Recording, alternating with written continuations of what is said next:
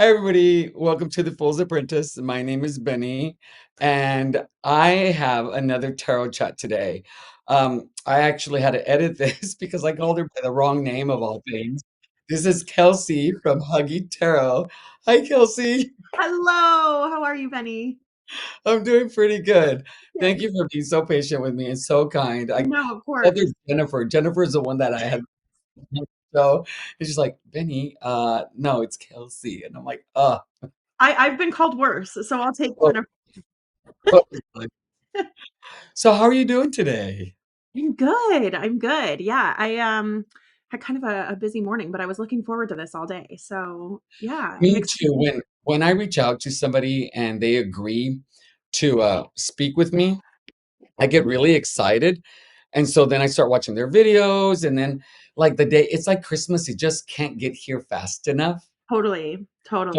So that's how it's been for me. This I think you agreed to come on about a week ago. Mhm. 2 weeks Yeah, ago. yeah, yeah. And I mean, we were messaging back and forth, and I was like always looking forward. Like when I would open up Instagram and I'd see your messages, I'd be like, oh, I wonder what Benny has to say. So I was definitely excited. Well, you're the first person that I reached out to that actually sent me a voice message. I love okay, I had never gotten one on Instagram before, and then a friend well, like a tarot friend on Instagram sent me a voice message probably like a month or 2 ago when I first started my account, and I was like, "I love this, I'm gonna start doing this," and so, yeah, I just decided to pass the joy along and voice message you. It was great. And then I got a sense of because you sound a little bit different than you do on your channel.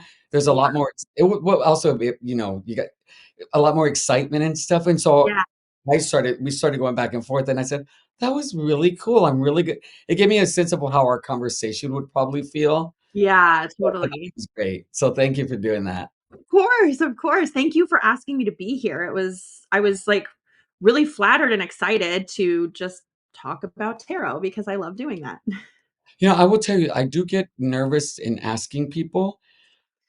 'Cause you just don't know, especially people who have been very established and have, like, thousands of subscribers or somebody who's new, because I think you have, like, 6 or 7 videos as of right now, is that correct? Yeah, yeah. I don't have very many videos. Yeah. Well, Yeah, that was one of the reasons I wanted you on is because you are absolutely fresh right out of the gate. I think I'm really new still, but I really wanted to get somebody's perspective who was new to the channel. I truly knew. Yeah, Yeah, and not necessarily to tarot, but, right. part of it is, like, giving our perspectives on our channels and why we came up with them, Exactly. but I will say the thing that really drew there are 2 things that drew me to asking you immediately, Yeah. uh, to come on, is first is your first video and prompt number 1, and then also, I really liked the video quite a bit. Prompt 1 really blew me out of the water. Thank you. And so then I said, "Well," and I hadn't subscribed yet, so I went to your channel because it was the first video I saw, and then I saw that you only had, like, 5 videos, and I was like, "No." And so I'm trying to see if there are more videos, and they're not, and I'm like, "Wow, she's just hit it right out of the park." Aesthetically, it looks nice, audio is really good, quality of video is great, visually, it's stunning, your voice, very calm and clear, I mean, everything that I look for, in a channel, and I was like, "Oh, I gotta get her on because, this is amazing." Okay, well, now I feel like really hyped up. I'm like but thank you for saying all those kind things. Yeah, it's part of it is probably just, you know, uh, in my day job, it involves almost like performing. Mhm. So, I think probably, part of how I sort of present things on my channel stems from that, really. It's almost like an extension of the skills that I use in, like, my professional life. Yeah. Um, but it's so funny that you enjoyed the video quality and the audio quality. I actually have just been using my iPhone. Like, I've just been filming with my iPhone. The iPhones are amazing nowadays. Yeah, like, I thought about getting another camera, but I wanted to test the waters first before I invested Yeah. in more expensive equipment. But then I was talking to, someone I know who's a photographer, and they were like, "Why wouldn't you just use the iPhone? It has such a powerful camera in it, especially the version that I have." And I started thinking about it and I was like, you're right. Like I don't really need anything fancy. I just need to start, right? Sometimes you get hung up on the equipment and you don't just start. Yeah, And so I just took my iPhone and I got like a tripod that kind of has an overhead, like yeah. you can put your phone on it. Yeah. Mhm. And that's pretty much what I use. And your image quality is really good. Are you using your computer, your laptop? I am, and I have like a webcam. I have a Logitech Oh, webcam okay. because my I have a Mac, but my Mac camera is like, it's an older Mac. Oh, So okay. I just added the Logitech webcam. Yeah, like right now I'm looking at my this is my biggest struggle when it comes to my channel is my skin tone. It drives me crazy. Like I Mhm, look at myself right now and I feel like I look too red. I feel like I stood out in the sun too long and it drives me batty that I mhm. have to figure it out. Yeah. Um, and I actually have a camera. Uh, I'm one of those people, and it bites me in the butt sometimes, where Benny, just start with the iPhone and then Mhm. a $20 little stand. No, I got a one and all stand with a light and a microphone and a camera and uh not testing the waters, but I really have enjoyed it, so I've upgraded a few things. Not that you can tell from that side. Oh my gosh, no, it looks amazing. I was actually like, your background is stunning. Thank you. Um, I love it so much, and, it's one of those things where I feel like sometimes we're so critical of ourselves, Yes. and I don't think you look orange at all. I think you look like a beautiful normal skin tone. Well, thank you, thank you. I think I've gotten more, to be honest, I think it's a couple of things. I think what really made me hyper focus on my skin tone is about 2 months ago, I went to a dermatologist, Mhm. and I had asked about some kind of laser, because I had some spots on my Mm, face. mhm, I'm aging, and I wanted to see if any lasering could be, used to remove the dark spots, mhm. and she's like, "The lasering's great for dark spots, but, it can be challenging with people of color." Mm. And I wasn't offended, and I was like, "Oh my god," and I grabbed her wrist and I said, "You called me people of color. Thank you so much."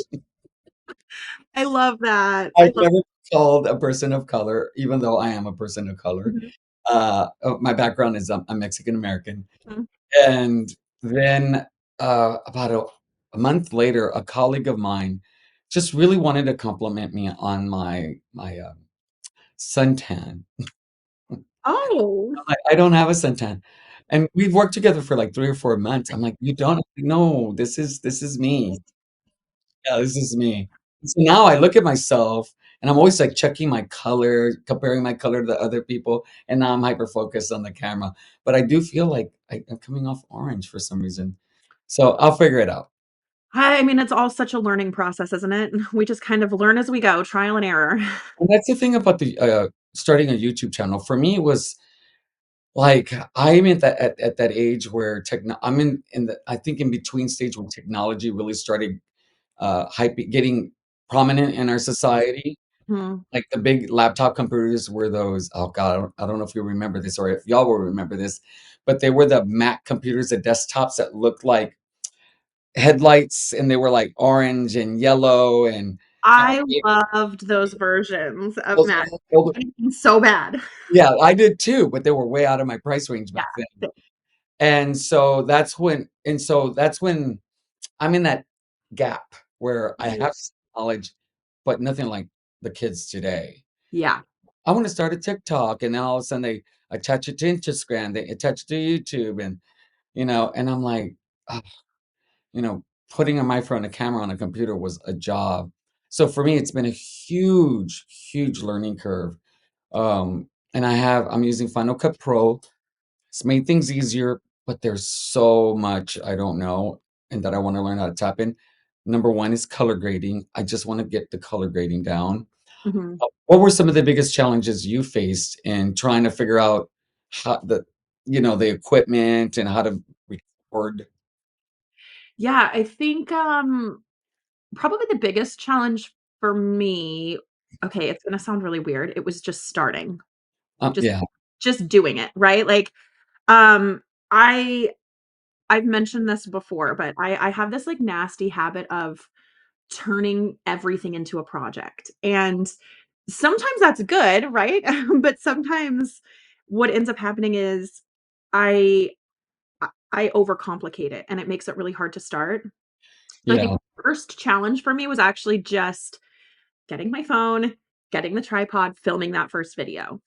Um, the second challenge was figuring out how to edit it. And I just use iMovie, because it's on my Mac, and I like, there's so much to it that I still don't know how to do, but I've figured out the basics. Mhm. And honestly, YouTube video tutorials have been a lifesaver for me. Oh my gosh, yes. The best. They have literally helped me do everything that I've done. Yep, That YouTube has helped me. They helped yep, me decide on the camera, they helped me decide on the mic, on the light, they helped me with everything. yep. So when did you start or what prompted the idea, like the first thought of, "Maybe I should do YouTube?" Because I know you have an Instagram.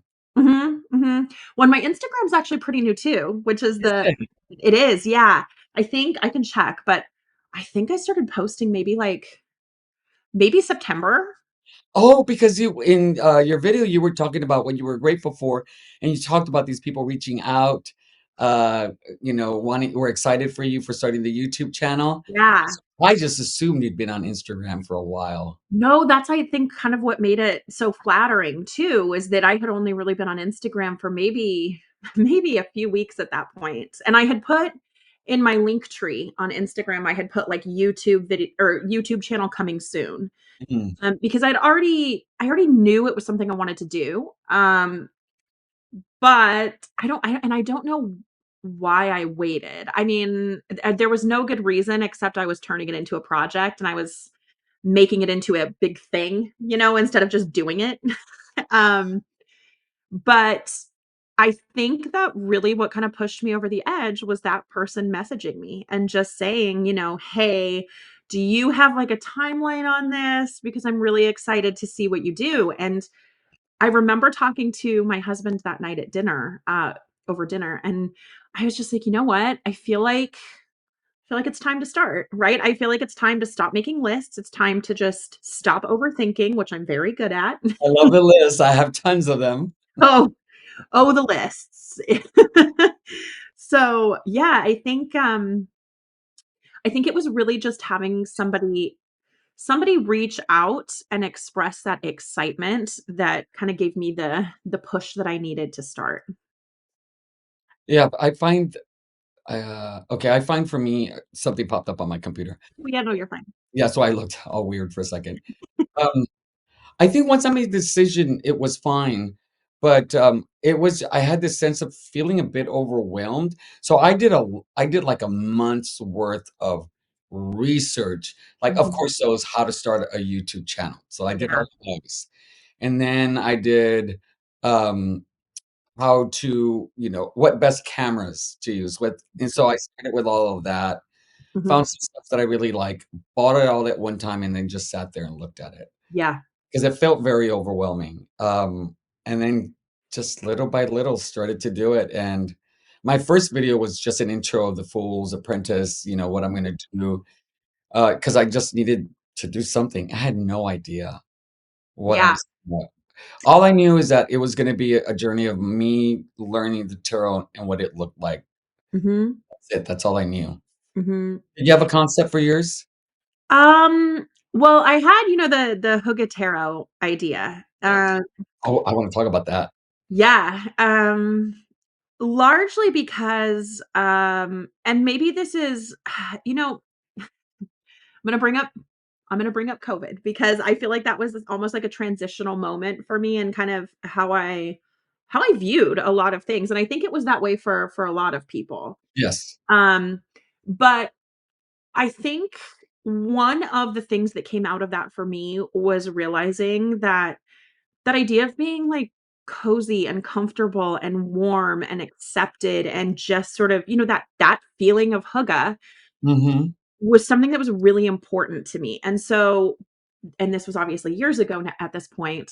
I had already started to kind of create that in my home, and, um, even in, like, my wardrobe, like, I just basically wear neutrals, but they're all comfortable, right? That idea of comfort and coziness was, like, a huge part of my Yeah. life, and so when it came time for me to well, not came time for me, but when I finally decided to, start an Instagram account, Hygge just seemed like a natural fit for me, because it was something that was already kind of a part of my life, and it was something that I wanted to use to look at the tarot and share the tarot because and I've been doing tarot for years, I just had never really shared it with the world. So, yeah, that was And just for people who aren't familiar with the term Huggy, yeah. can you give us kind of general definition of what it means for you? Yeah, absolutely. So it means a lot of those things that I just said, and it's a it's a philosophy, it's a way of life. It's about that cozy, warm feeling and organizing your life in such a way that that is what guides you, Yeah, it's right? a very it's not necessarily simplistic. There's actually a Facebook group, Mhm, a Huggy Facebook group that I'm mhm, and it's all about, the simple things that bring you joy. mhm. And then you Yep, look at people's rooms, they may have a lot of stuff in the room, but it is so welcoming and you feel yeah, like you breathe and it's a safe little space. So when I saw the title of your channel, I'm like, "Oh, okay, I get it. That makes sense to me." and But that was really the energy that I wanted to bring, right? I wanted to bring that energy of, like, hanging out with a friend, having a cup of coffee, just talking about something you love, and it doesn't have to be a big fancy thing, right? It can just be a little thing, and I think we could all use a little bit of that, an appreciation for just the little things in life. It's so easy to get caught up in, like, the next cool thing and FOMO and all those things, Mhm. and there's something beautiful about just being present and enjoying those small things about your life and having gratitude for those things. Oh, man, you went right where I was gonna go because, I'm gonna go to your first video again, Yeah. is that I have a very similar philosophy of life. Mhm. Gratitude is a huge part of my daily living. It's Mhm. huge. Mhm. It is up there with meditation, prayer, my tarot practice. It's, Mhm. my way of self-care. Yeah. Um, so you really talked about how that also for you is a big part of your life. Mhm. Yes, it absolutely is, and, I mean, I've mentioned it over on my channel, so I can mention it here. So I'm a teacher, and I that's something that's really important for me, in terms of my teaching craft too, is, and I teach English specifically. So, giving teaching and modeling that sense of expressing gratitude for things. So, um, I will like I have like a gratitude challenge every week. I love And I that. do. So it's like things that I practice in my daily life. I'll share it with my students and then you'd be surprised how many of them come back and actually did it. And so for me it's like it's the little things. It's just expressing gratitude to people who you may not even know, right? But let's say somebody does something nice for you, holds the door open. Taking a moment to just express your gratitude for that is really powerful. Yeah. And, you never know what sort of a day someone is having, so I always remember that because sometimes people get under my skin. Oh, yeah. But I will tell you, where I practice, gratitude a lot is with service workers, the cashier, the Yeah, person who bags your groceries, the person at the yeah, table at a fast food restaurant. They w if you've never had those kind of jobs, they're very, very difficult jobs. They're nonstop, sure. constantly dealing with people who aren't necessarily always nice, and so I will go out of my way, look at their badge, and thank them by name. Yeah, I do I don't do that every time because sometimes I'm in my own world, oh, but totally. when I'm very present, I will say, "Hey, Bob, thank you very much. Really appreciate it." 'Cause, I've had bad days where someone just acknowledged me, and they just turned my whole day around. Yeah, it does, yeah. How did you get into gratitude? Ooh, that's a great question. Um, it's so strange, like, I don't know that it was ever a conscious choice that I made. Growing up, service was a really important part of my life, so I did a lot of community service and things like that growing up, and I think part of it was having those experiences with all sorts of different groups of people, meeting people from all different walks of life, gave me an appreciation for how different all of our experiences are. Mm, And so you mentioned like the service industry workers. That's you're right. Like people can be quite quite rude to people who work in the service industry and in the food service industry. And I know that because I had actually like done service and I had worked in mhm. places like that. And so I think for me it was, and I mean, I was raised doing community service and I still do. But I think it was something that was just kind of ingrained in me from the time I was kind of a kid, right? Just be grateful for the things you have because I had been in so many positions where I could see how much I had to be grateful for. Um, so I don't know that it was really even a conscious choice. I think it was just kind of something that was kind of hammered into me through my experiences growing up. Yeah, there are people who are just grumpy, see the negativity of the world. Some people are Mhm. very positive. I tend to be a very positive person. Like I can be really angry with you because you crossed a boundary, and like 15 minutes later, I'm over it. So I have to like consciously be mad. It's Make the choice to be angry. yeah. I'm not really angry, but I'm gonna let you think that I'm still angry because I'm trying to make sure that you understand my boundary was crossed. But I can't hold that for Yeah, long. But yeah. I became very conscious of gratitude because of Oprah Winfrey. She Mhm. back in the 90s, she did a whole gratitude thing, Yeah. did a lot of research on gratitude, and gratitude, the practice of gratitude really impacts how you see it impacts your worldview and your Mhm. broadly and then very like personally as well. Mhm. So I, every December I do a 30-day gratitude um, challenge because it's my spirituality month. And Mhm. challenge is I have to come up with 5 things that happened that day that I'm grateful for, and none of them can repeat throughout the whole month. I love that. Actually, so, um, I've talked about this on my channel a little bit, and I think we'll probably get into it when we start talking about why we're drawn to the tarot, but Yeah. Um, one of the things that my husband and I will do, so, everybody has peaks and valleys, right? Like you have really good times where it's easy to be positive, and then you might be going through some stuff and it's a lot harder to be positive. And I am in general like you. I'm a pretty positive person. But just because, I have mental health struggles that I've been dealing with my whole adult life, like there are times where, you're in a valley. And one of the things that my husband and I do when I am in one of those valleys, or when either of us are, is we literally, like, at the beginning, like, of dinner, we will say, like, 2 things that happened that day that we're grateful for. Oh, that's sweet. And I mean, and then we make it a ritual because it's not something like if you do it once, it's not gonna fix things. But if you are having a hard time and you consistently do that every day, you can slowly start to kind of shift your mindset a little bit. And Yes, actually, there is scientific proof. So what happens is you see the negativity of world, you create these neural pathways that just constantly get ingrained. And so Mhm, it's very hard to see the positive things in your life because of the fact that you're so used to seeing all the negative.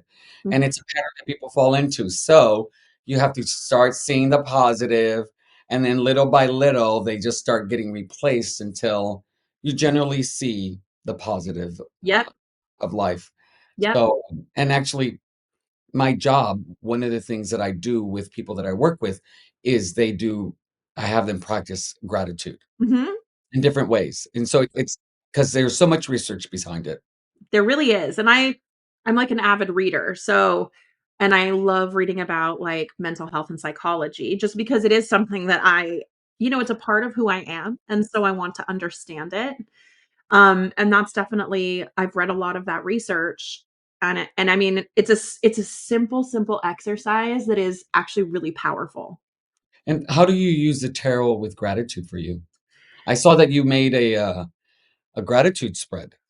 I did, yeah, so, you know what is really interesting is as you're asking me these questions, I'm starting to realize I don't have a good reason why. It's just, it's intuition, right? Something in my gut is like, "Ooh, let's work with thankfulness and gratitude. Let's make a spread. Let's find spreads and do those spreads and share those." So, um, I do lately I haven't actually been working with a huge number of spreads in my practice. I've mostly just been doing kind of dialogues with decks and just seeing, like, what comes to me, more intuitively, but in general, like, I do love to do, like, a gratitude spread of some kind, like, a couple times a month. Sometimes it's mine, but there's a lot of wonderful gratitude spreads out there, and so I love to see what other people have come up with too. And then even just using those spreads and then posting my own flat lays and tagging those people and sharing the love and connecting with those people is itself a practice of gratitude as well. Yeah, and, Uh, it's really nice, like, if I see something that someone's done and I do it, I like to let them know that I'm doing it. It's like those hashtags that we do, 'cause, yeah, when you come up with somebody and somebody else does it, and then they it just makes you feel good that somebody, appreciated something that you brought into the world and did. for So, sure. it's really nice to be able to let someone know, "Hey, I did this." I have someone who actually watched my last, my talk with Jennifer, Mhm, and I talked about the challenges of the court card. So on mhm, Facebook, she on Supportive Tarot, she wrote how she worked with the court cards and mentioned my name. And it was a really wonderful idea. So I'm actually going to do it and make a video out of it. I let her know. So when I do it, post it, I'll make sure that she knows because and just what it is what she did is she just took all the court cards out, mhm. all the court cards, and then the number of court cards that she has the same number of oracle cards. Oh, And then she pulls one and one. And then she tries to see if she can see that card throughout her day. At the end of the day, wow. she journals. And then by the end, she says, I may not have had them all memorized, but I have a better understanding of the chord cards by the end of that 30 days. And I'm like, that's actually a really good idea. Such a good idea. I'm telling you, the court cards are hard. And I hear that over and over again when I watch videos, but, um, even now sometimes, like, there's so many different well, there are multiple ways you can read those cards. You could read them as an aspect of yourself. You could read them as a person in your life. You could just read them as, like, an archetype that exists, like, Mhm. and for some reason, my brain sometimes just has a hard time with the court cards. Sometimes it's fine. Like today I pulled a court card and I was vibing, like I got it. And then there are other days where I'll pull a court card and I'm like, I have no idea what's happening right now. Yeah, So I think once it's like a puzzle and it's six pieces. And once I can get those six pieces together, to lock just once, I'm like, "Oh, okay, now I know what it means." And Mhm, then the pieces get loose and they fall apart, it's very easy for me to bring it all back. And the more I play with a card, mhm. nuances start to come out a little bit more for me. It's that whole idea of the more I learn, the more I realize I need to learn a lot more, or the less I know. So many layers, right? There's so many layers. And that's what makes it fun. For sure. But I mean, I also think that there's space to just sort of pause where you are. That's what's great about it is it sort of meets you where you are. And so you don't have to go deeper than you're comfortable with. You Yeah, know? you see, I have this sense of I don't know if you get this, I mean, or you've felt this, or this hasn't even come up yet. Sometimes I feel a sense of pressure because I have the channel Mm, mhm, Instagram that I have to sound a certain way. Like when I, because I'll do cards in the morning, take a picture, post it on Instagram, and then I summarize what the reading was for me. And I mhm. sit there, I'm like, does this look like that could come from those cards? And I'm like, why am I even asking that question? Because that was a message that I got, so Right? therefore, yes. But Absolutely. I'm wanting to see. I'm trying to make sure that nobody judges my readings. For sure. Well, it's such a vulnerable thing, I think, sharing your readings.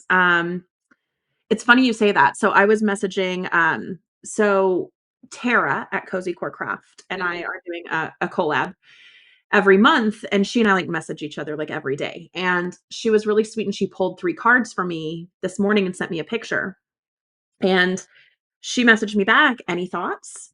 And I had this moment where I was, like, very nervous to share my thoughts because I realized the only person I've really shared my thoughts on the tarot with is my husband, and even then, it's very rarely. Well, not so much anymore because we've started a new practice, but, um and I guess at Trina Webb as well, she's on Instagram as well. We're doing a deck study together right now, so we pull a card every day from the deck and study it. Daily study, you said?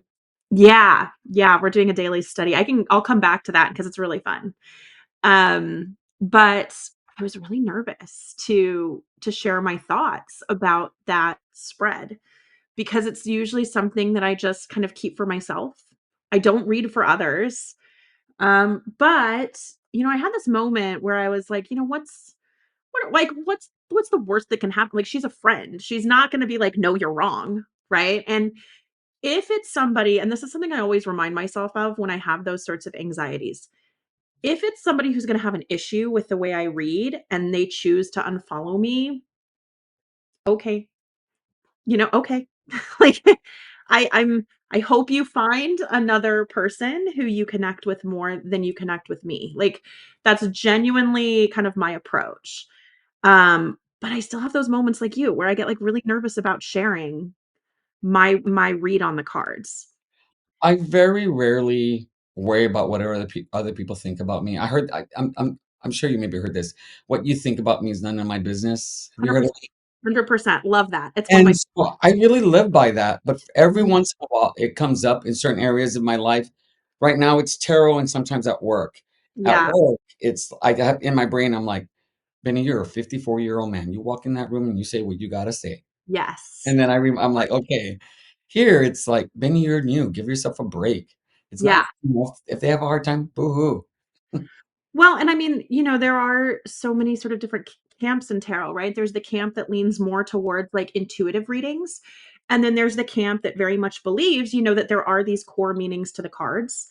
And I completely respect both camps. I think I probably just tend to lean more in the direction of the sort of intuitive reading because I think you have to leave space for that. You have to leave space for noticing things, right? And feeling things.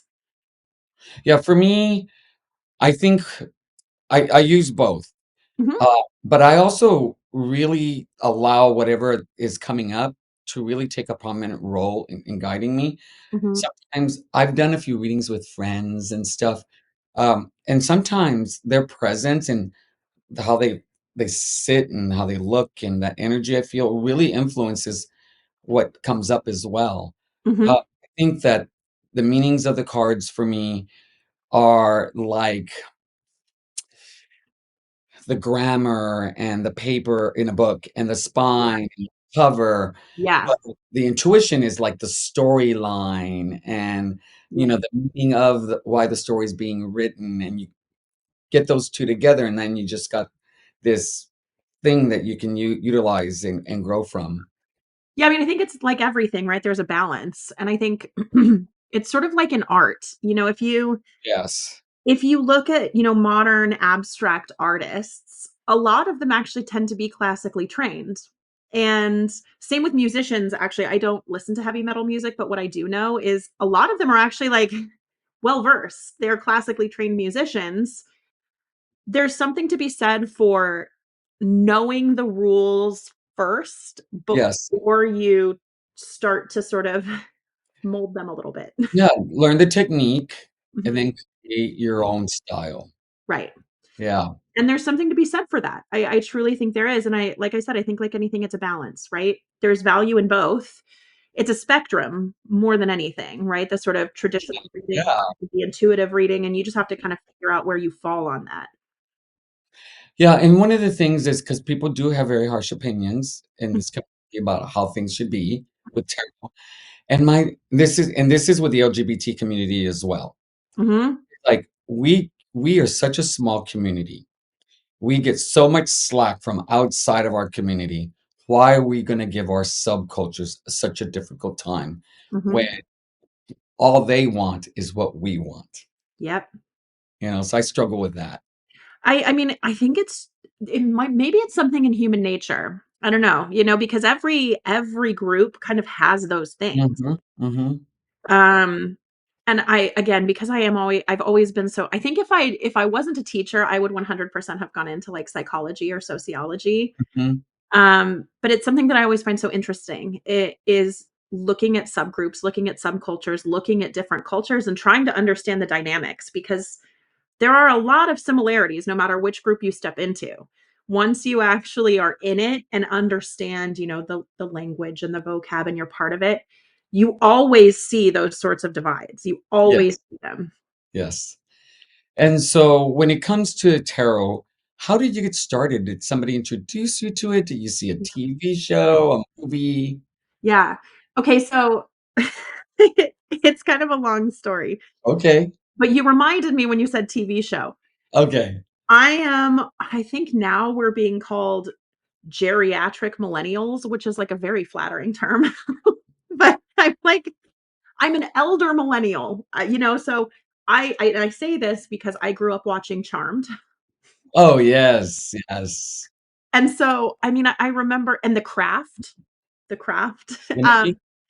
and so I grew up in a time where, like, and I was friends with a lot of the outcasts, and so I remember, like, one of my best friends, she's still my best friend to this day.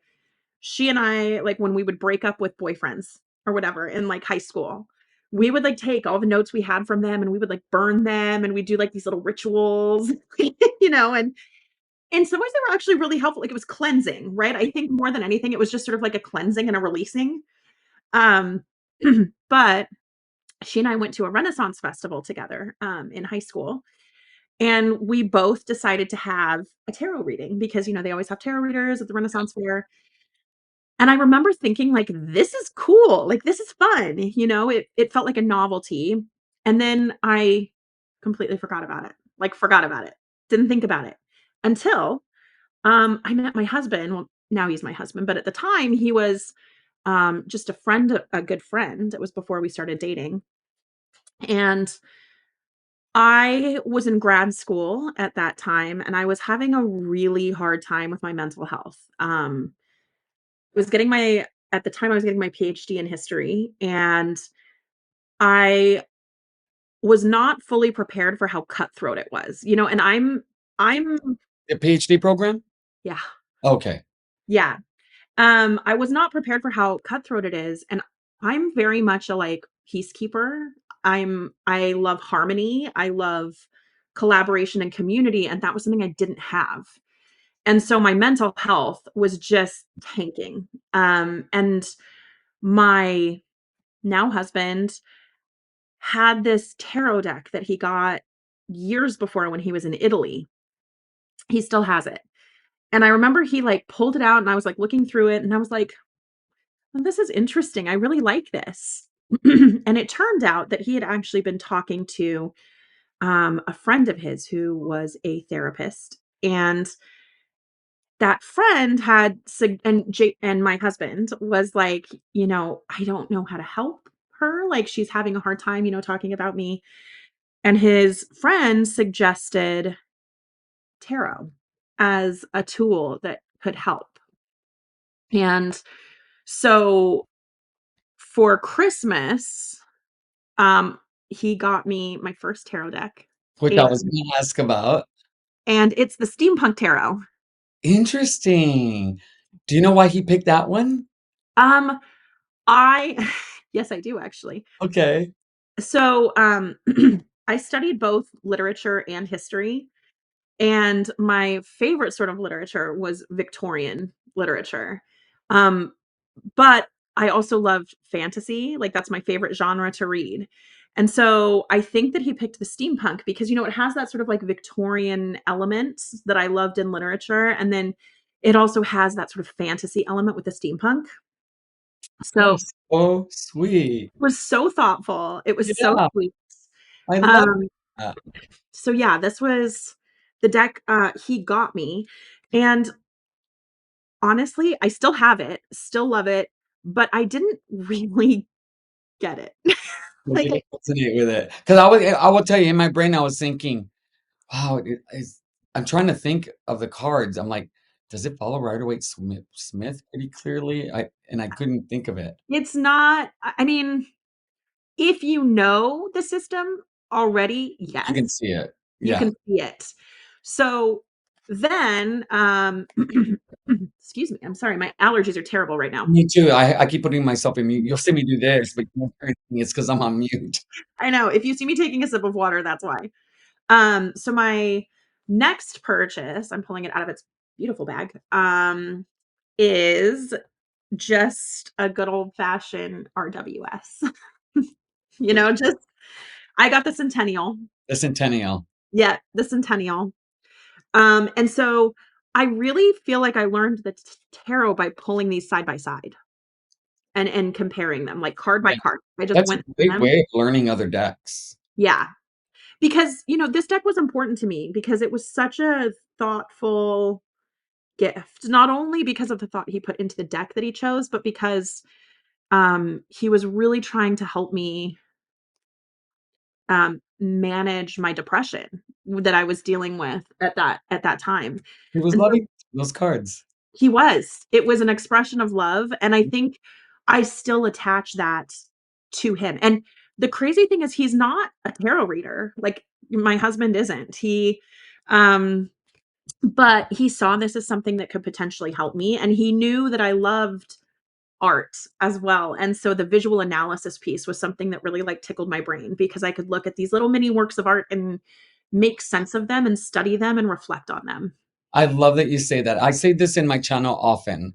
People ask me, "Why do you have so many decks?" I mean, in comments and people that know me, I said, "Because they're it's artwork. They're like mini coffee table decks." Yep, Like, some of them, I just have them because 'cause they're pretty, not because, I resonate with them really well. They're just beautiful to look at. for sure. So Yeah. I I mean, one of my favorite things to do is just go to museums and wander around and look at the works of art, and I mean, it's yeah. literally one of my favorite things to do. So I haven't done that in a long time, but I love museums. we're really fortunate because we live about an hour south of LA. So we can go up and we can go to the Getty, which just has a beautiful, beautiful collection of art. And then there's all sorts of like other random little museums scattered around where we live that we sometimes just go to and wander around. But it's nice because I can actually look at these many works of art in my pajamas at home. Yes. So, that's an advantage. So you got the deck, and how were you able to use it to help you with your mental health?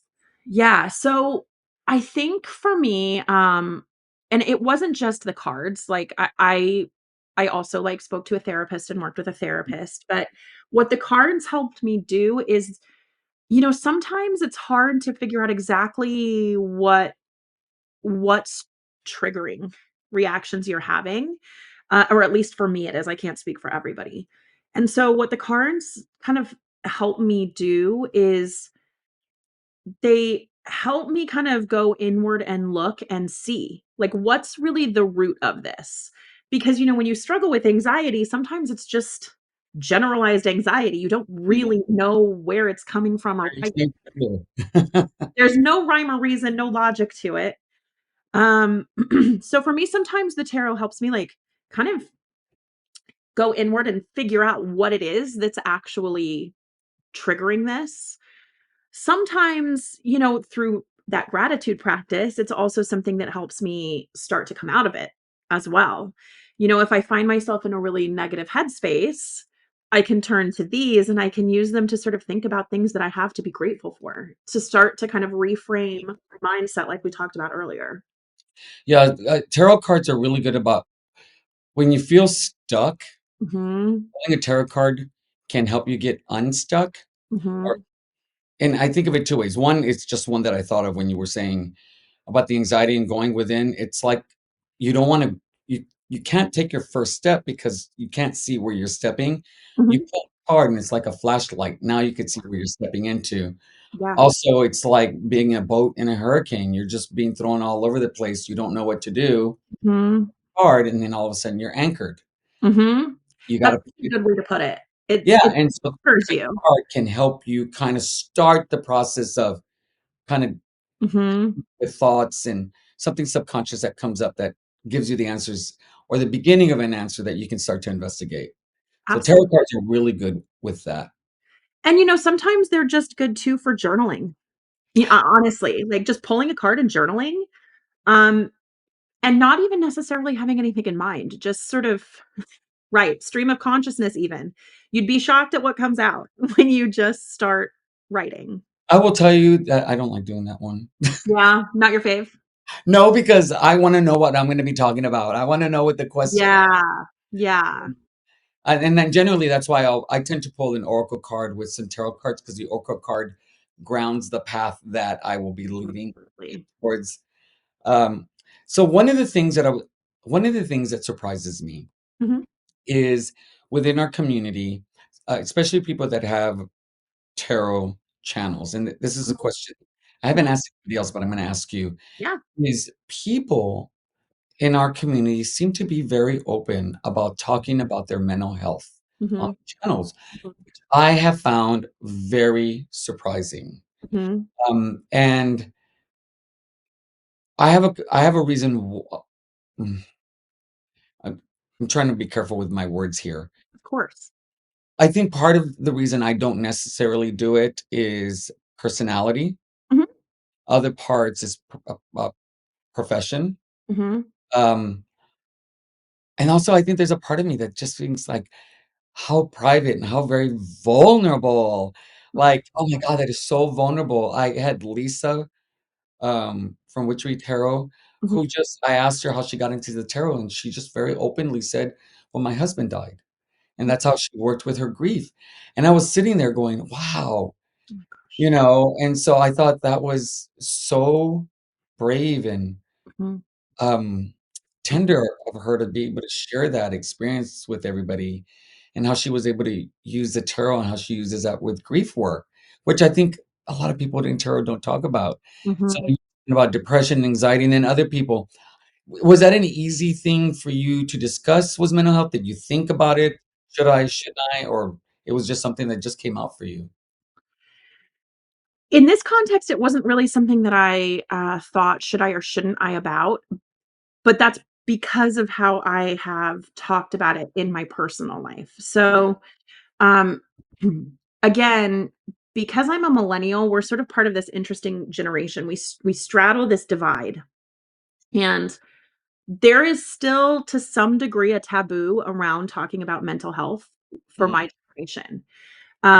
Because I work with, like, the younger generations, I should say, plural, um, they're much more open about it, and I love that. I love that it's just normal, right, for them to to to recognize that there is nothing shameful in that struggle, and so I think part of it was this is how I rebel, right, is, like, I speak about it openly, but I think part of it for me was also modeling that it's not something to be ashamed of. That, you know and I would never expect everybody to make that choice. Like, anybody is entitled to keep whatever they want for themselves. For me, it was mostly just maybe by sharing my experiences, other people won't feel shame around their mental health. And that was a decision that I made kind of in my personal life years ago. And so then when I started my channel, again, it wasn't really even a conscious choice that I made because it's something that I just so naturally do in my personal life that it didn't really feel like unusual for me to share that. that's it. You triggered a couple things for me. One is generationally, I think yes, definitely there are differences. I'm in that other area, like you talk Mhm. about straddling, and technology wise, I'm in that area where I straddle with a Yeah. generation. But mental health wise, very clear. My generation and above don't talk about mental health. It's Mhm. something that's very private. Mhm. Second is coming from a Mexican American background. Culturally, it's not something we talk about. Mhm. Right off the bat, I think that's probably a couple of reasons why. Um, Yeah, and oh, go ahead, I'm so sorry. no, no, no, you go ahead. I was just gonna say, my family is, pretty traditional, pretty conservative Midwest, so mental health was not really something that was openly discussed in my family, so that's where I think that rebellion piece comes in a little bit. I think it's one of the ways that I kind of rebelled against that was by speaking openly about it. Um, but yeah, so I understand that part for you, right? That the dynamic that sort of shapes not wanting to talk about it. Yeah, and it's so interesting because like it's one of those things where there's no right or wrong answer. I Mhm. Yeah. um but I personally, like, this is me. I always love finding those sorts of contradictions in myself because it forces me to think, right? It forces me to reflect a little bit. Um, and so I love doing that sort of introspective work because you become aware of these strange contradictions in the choices you make, the things you'll share, the things you won't share, and unpacking why is really powerful. Not because it's something you need to change, but just because it helps you understand yourself a little bit better. Yeah, and I know why I make the decisions that I do when it comes to I'm extremely insightful. Yeah. That is not a boast. I will say that I've done my own therapy Mhm. in my 20s because I Mhm. need to. So therefore, insight has, I've developed really good insight. Yeah. Uh, and so it's just, will anything happen? No. You know, Yeah. I It's mean, the as I call them, the catastrophic thoughts, right? It's like the "but what if? But what if? But what if?" even within my colleagues, they share stuff where I'm like, wow, I can't believe they shared that. And then Yeah. I look at all everybody else and nobody else is like reacting in any way. Like It's it's just just, normal. yeah. And I'm like, why is it that I'm like that? I think probably cultural, generational. Mhm. I'm Even though I'm very liberal in the way I live my life, I'm very conservative, Mhm. which is a contradiction, Yeah. So that's interesting. When we all have them. We all have and it may not even be a contradiction. It's just a boundary, Yeah. like, just a boundary, and I mean, I'm a recovering people pleaser. That's what I often call myself. So, I've had to do a lot of work around boundaries. That's something I'm actually still working on and probably will be forever. Um, but I've become increasingly aware that, sometimes there isn't a reason other than it's just a boundary. It's just a boundary I have. And in learning the tarot, because Mhm, you showed us the two cards that you ended up early. What were some of the challenges that you faced in learning the deck? Because there's 78 cards, mhm, 78 concepts. You have the coins, the pentacle. I mean, you just have all this information. mhm. What were some sticking points for you early on? Oh, uh, the memorization piece, right? Is just it's a task. And I think what I did at first was not what I would ever recommend. And that is just trying to memorize them. Like it was brutal. And I was in grad school at the time. So I'm like taking on this extra project to remember more than I already have to. It was an interesting choice to make. Um, but what I think the biggest challenge was even after I kind of initially learned the like general meanings of the cards were the court cards. Like Yeah. I said earlier, right? Like I still sometimes struggle with court cards because I don't know why. Sometimes they just make sense to me and then there are days where my brain is just like a giant question mark and has elevator music playing and I don't know what's going on when I look at a court card. Um so I think the court cards were a huge sticking point for me. I know they've been a big sticking point for a lot of people. Mhm. I will say, a lot of it was just I allowed myself to use the guidebook whenever I wanted. And I Yeah. I still use do. the checkbook all the Still time. I honestly think, like, I truly think we need to normalize using guidebooks. There is nothing wrong with using guidebooks. In fact, a lot of times they have such good information because it helps you see the creator's perspective. And Yes. you see new aspects to the card that you may miss if you just focus on that memorized meaning. I completely 100% agree. Yeah. There was the Terra Volatile. I've been doing a deep dive on that. Yeah. The Fool card, I was working with a mentor, and he asked me, "Tell me about the Fool." And so I pulled up the card, and I told him, I said, "This Fool's very brave." And then he stopped me. Brave. I've never heard that before. I said, "Well, if you look at this Fool, and the way I see it is like he is going to uncharted territory, territory that no other human in our civilized world has ever gone to. It's an expedition." And so, how brave is it to take a step into the unknown, like the Mhm, truly unknown? mhm. That's brave. You know, you may be an idiot, but still, there's a sense of bravery in taking that first step. And so that became a new word for me. Mhm. Then, about 2 months later, I don't remember what guidebook it was. Someone mentioned the word brave. And I made a video with it because I was so, like, happy that somebody else had thought of that and it was Yeah, so but yes, I agree that, books and cards can really provide other nuances. Actually, I've been thinking about this. Tell me what you think. yeah. I'm saying it out loud. I've Yes, been speak it thinking into being. oh my god, I've been thinking either in February or March of doing a live I said February and March on purpose so nobody would pressure me. Right. Um, of doing a live tarot reading where people would come on, ask me questions, and I would do live readings, but I would have to use my book because I'm new. And so and then also people would see that, "Use your book." So I've been thinking about doing that. I think you absolutely should. Like, again, I say, and I don't always have to use the guidebook because I've been doing this long enough, but I can't emphasize this enough. There is nothing shameful about using a guidebook. Yeah. Like, there is no law or rule that says that you have to have the meanings memorized, Yeah. and honestly, the best way to, in my opinion, the best way to learn something is just to do it over and over again. And so if that means you have to use the guidebook over and over again until you learn it, you use the guidebook over and over again until you learn it. It's not it doesn't bother me at all. I think that's absolutely something you should do. I'm thinking, yeah, I have some ideas. It's been on my mind a lot. My hesitancy has been that it's going to take me a long time to go through each card. I mean, Mhm. each reading, because are you a member by chance of Lisa Papez's membership? I am. On Saturdays, she'll pull up a card or Yeah. three, and then she'll give you a reading, and you got 5, 10 minutes of a really concise reading that she gives you. Mhm. Mhm. That's not gonna happen. It's gonna be, maybe a 30, 20, 25 minute reading because I have to pull the guidebook. Yeah. And really, it's just what I do is I look at the guidebook, I skim through it, get an idea of the card, and then I look at all 3, and then I have a reading, Yeah. you know?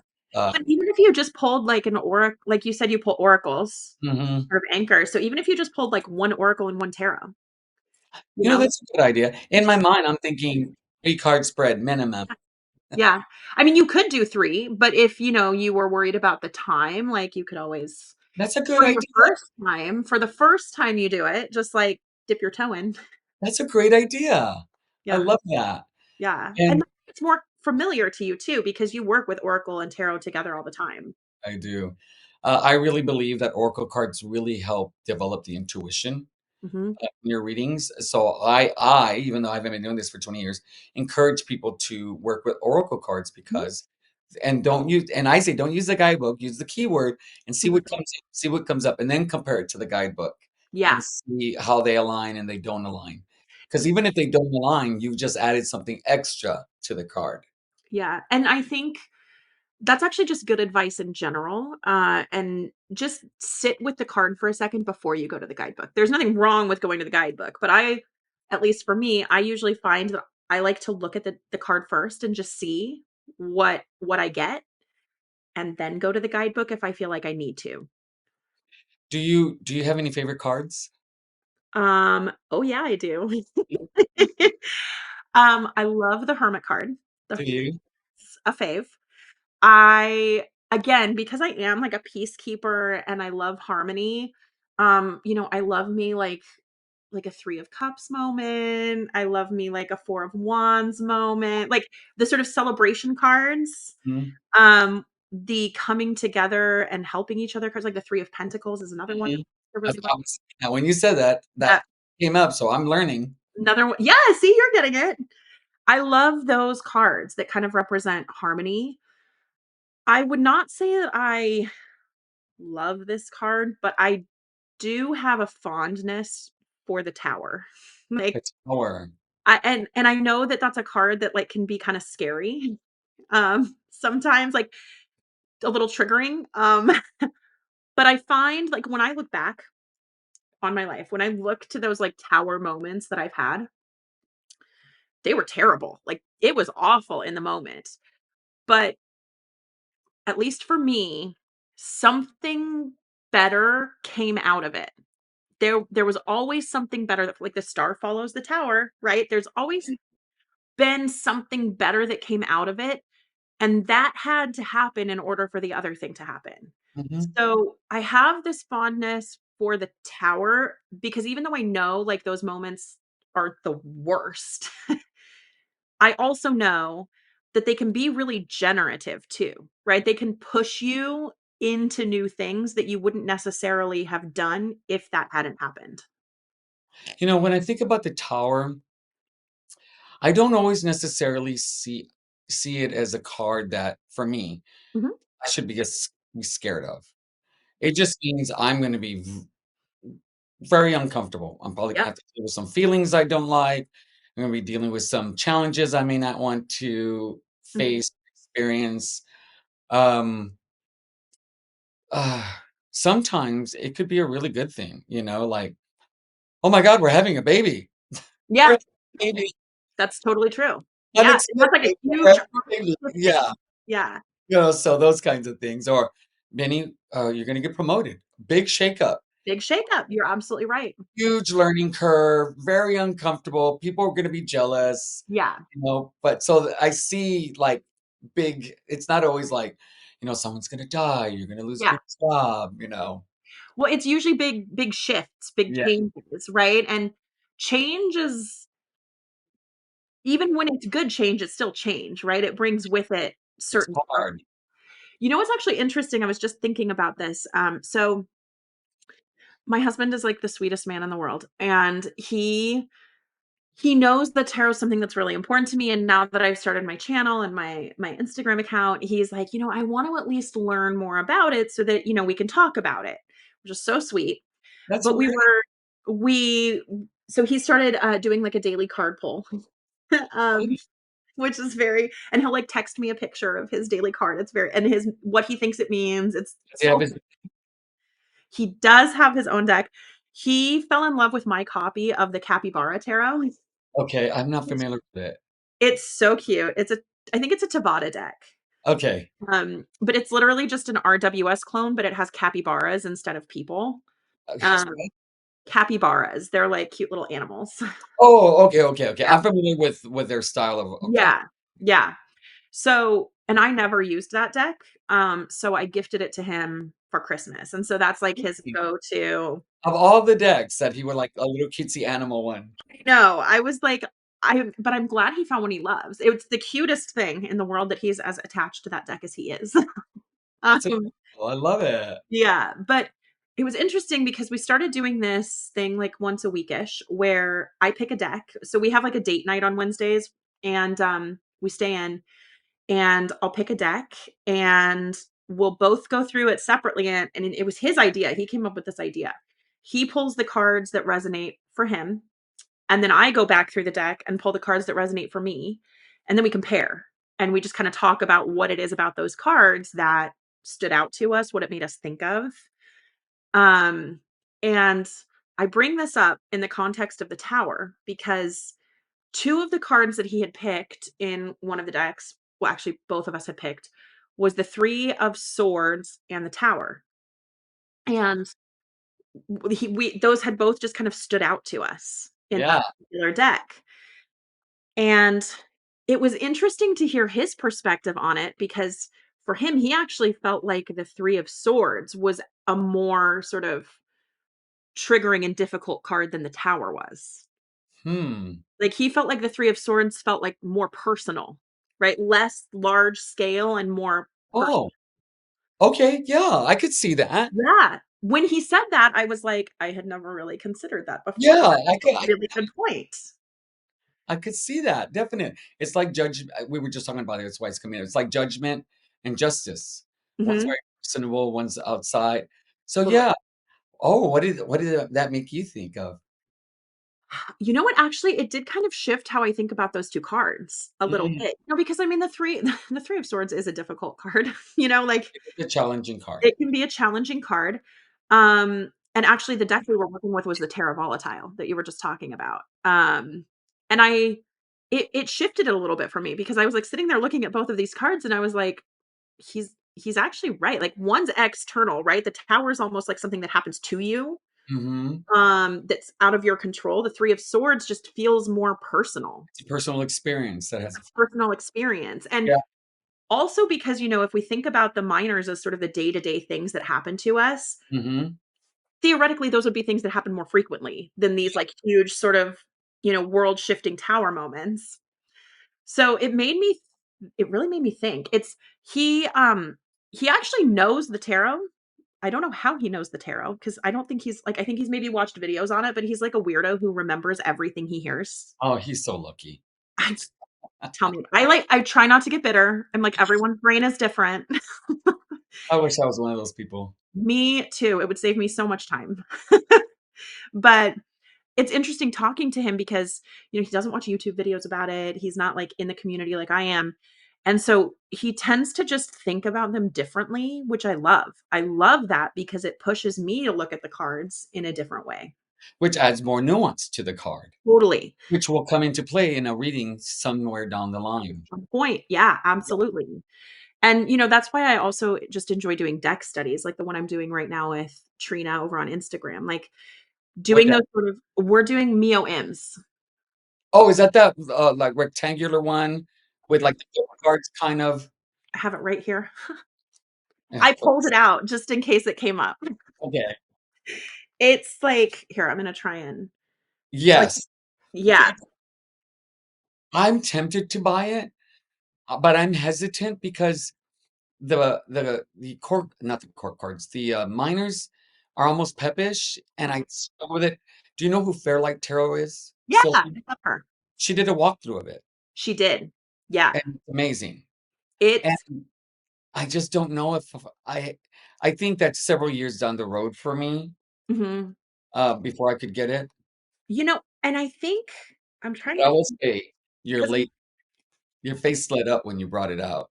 I I know. You know what? This is one of those decks that, and it's pretty new to me, honestly. And I actually ordered it because I watched her flip through. Like, I Yeah, I had almost got it because of her flip through. seen it, but I had never really I didn't even know it was still in print. Like, I didn't know what it was called. I had just seen pictures of it, I think maybe on Pinterest. Like, somebody had posted a flat lay or something, and I was like, "Ooh, that's a cool deck." Um, but I watched her flip through, and it's an expensive deck. Like, that's the other thing. I was just gonna say it is an expensive that's the if it'd been 20, $30 cheaper, I probably would have gotten it. Yeah, I have so many decks yeah, now. I'm actually gonna do a purge. I have to yeah. because there's no way I'm gonna be able to use them all. However, this is a deck that I think is like the major arcana are beyond stunning. Beyond and I mean, even I'm looking at the pips right now, or not the pips, the minors, and I don't like 3 of cups. Y Okay, I it see. I don't I'm, like, trying to think, there aren't I don't feel like there are that many that are pippish, like 4 of cups. Um, I think that's because you have years of knowledge in the deck.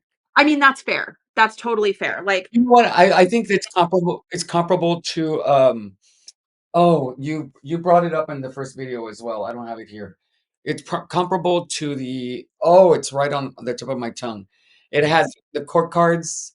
I mean, the minor arcana have like the scenery, but not the people in it. Pagan Otherworlds? Yes, yes, big enough. It's like similar to that. Yeah, it is, and I actually think the Pagan Otherworlds is, like, more pippish than this one.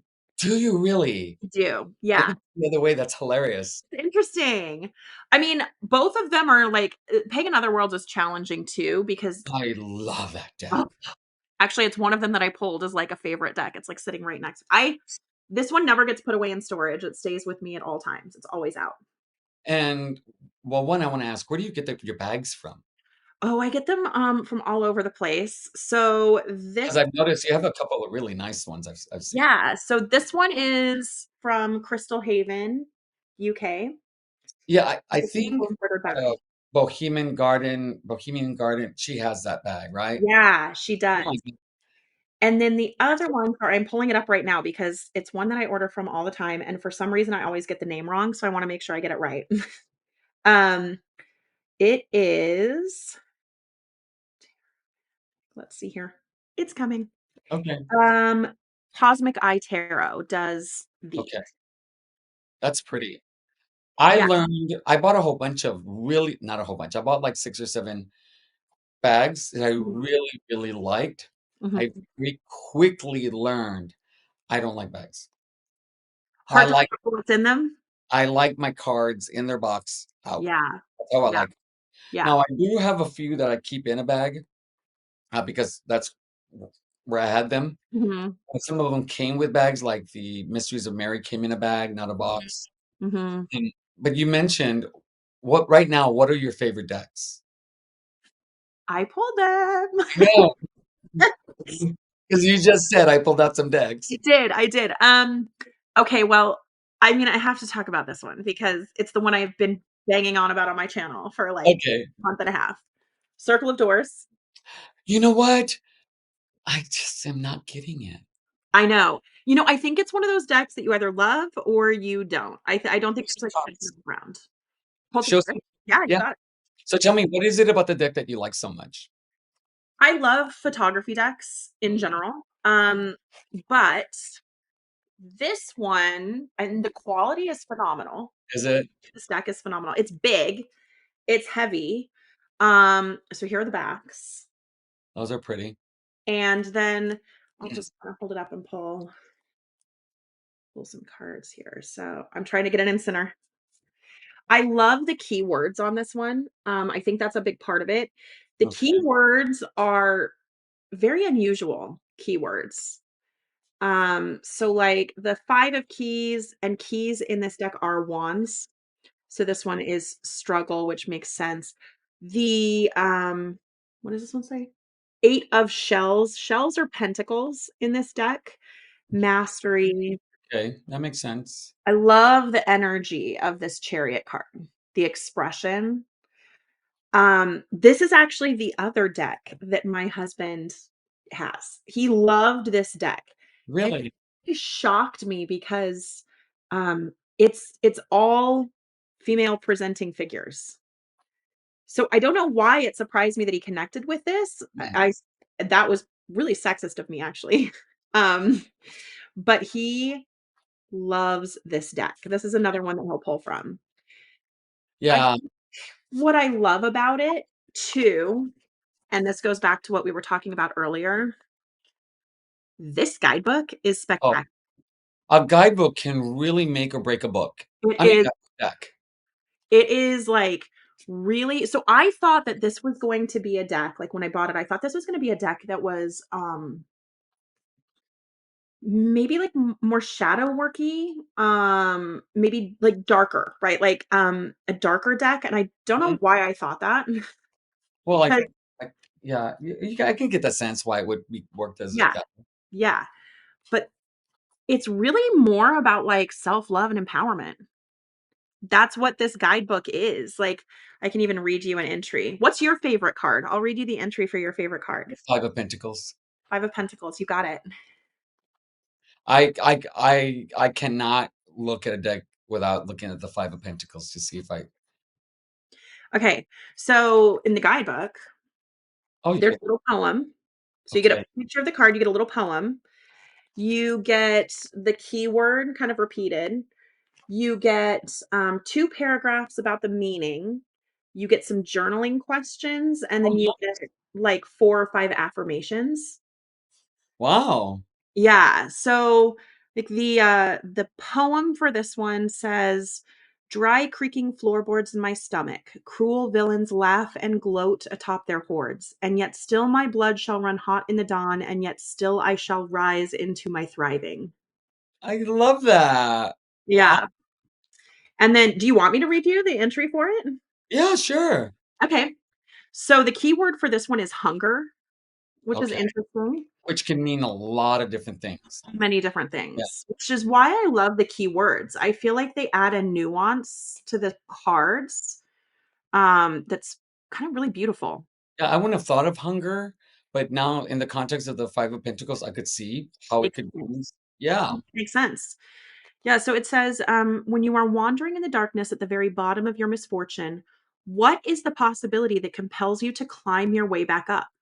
When you finally understand the glorious quest that is worthy of the suffering needed to claim it, you will be gifted the power to overcome any obstacle. This world dares you to sacrifice everything for that which you truly desire. So, your task is to identify the full truth of your ultimate wish. Set aside all petty grievances and vague grudges. Seek only to direct your every effort toward results that resonate with your deepest truth. And then it has questions. What power within you endures throughout all hardship and lack? What do you deserve that you are being unjustly denied? What have you learned from the times that you struggled the most? Wow, those are great. I know. And Well, then you affirmations at the bottom, like, it's such a good guidebook. each of those questions, you can create a spread. You could, absolutely. And then Wow, affirmations are things like, I refuse to accept the conditions of inequity. I am always cultivating my resilience. I am defined by my ability to adapt. My goals are worthy of my efforts. those are really good, and they all relate to that card so well. And all the entries are like that in this Now, book. did you initially buy it because you saw a walkthrough? Did you buy it because of the guidebook, or is it because you just aesthetically thought it was great? I actually think I just got it because I saw it on Etsy. I didn't even know that it was like a thing. I Yeah. didn't know that it was like the It deck, you know? Oh, okay. What else Um, do you have? what other favorites? Yeah, d don't you have more? Yeah. Yeah. Oh, yeah. Of course I do, Benny. Always. Another favorite, very different, is Are they all in bags? most of them are. Yeah, I tend to like bags. Do you remember what deck is in what bag?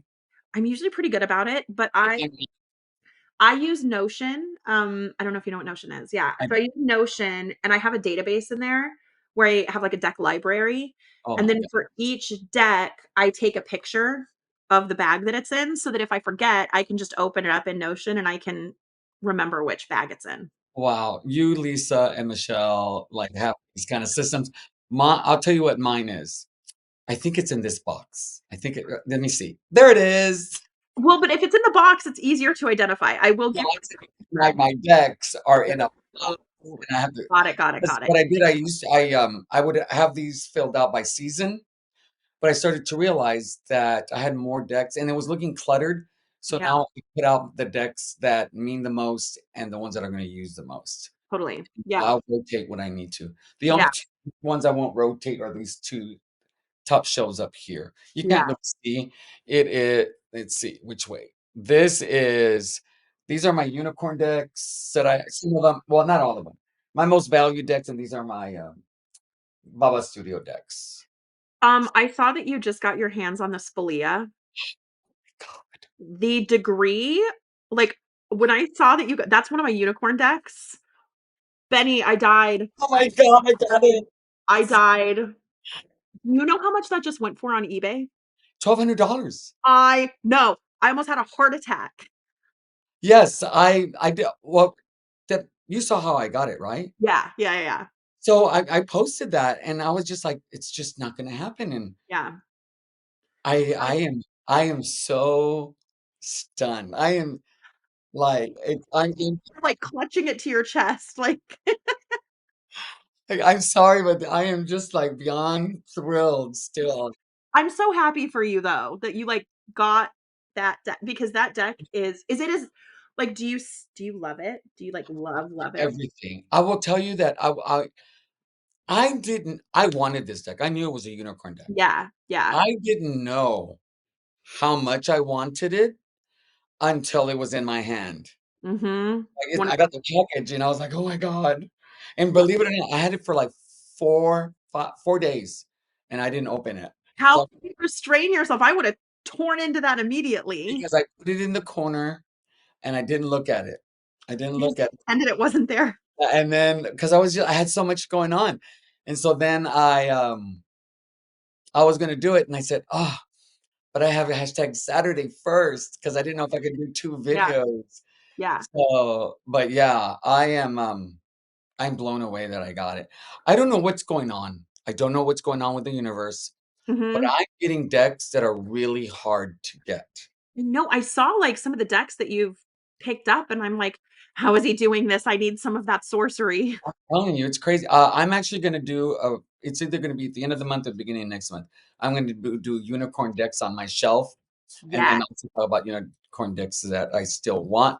But Yeah. the mine all of them really, I got all the ones I really want. Yeah. Other ones are just like, I'd like to have them Mhm. kind of a thing.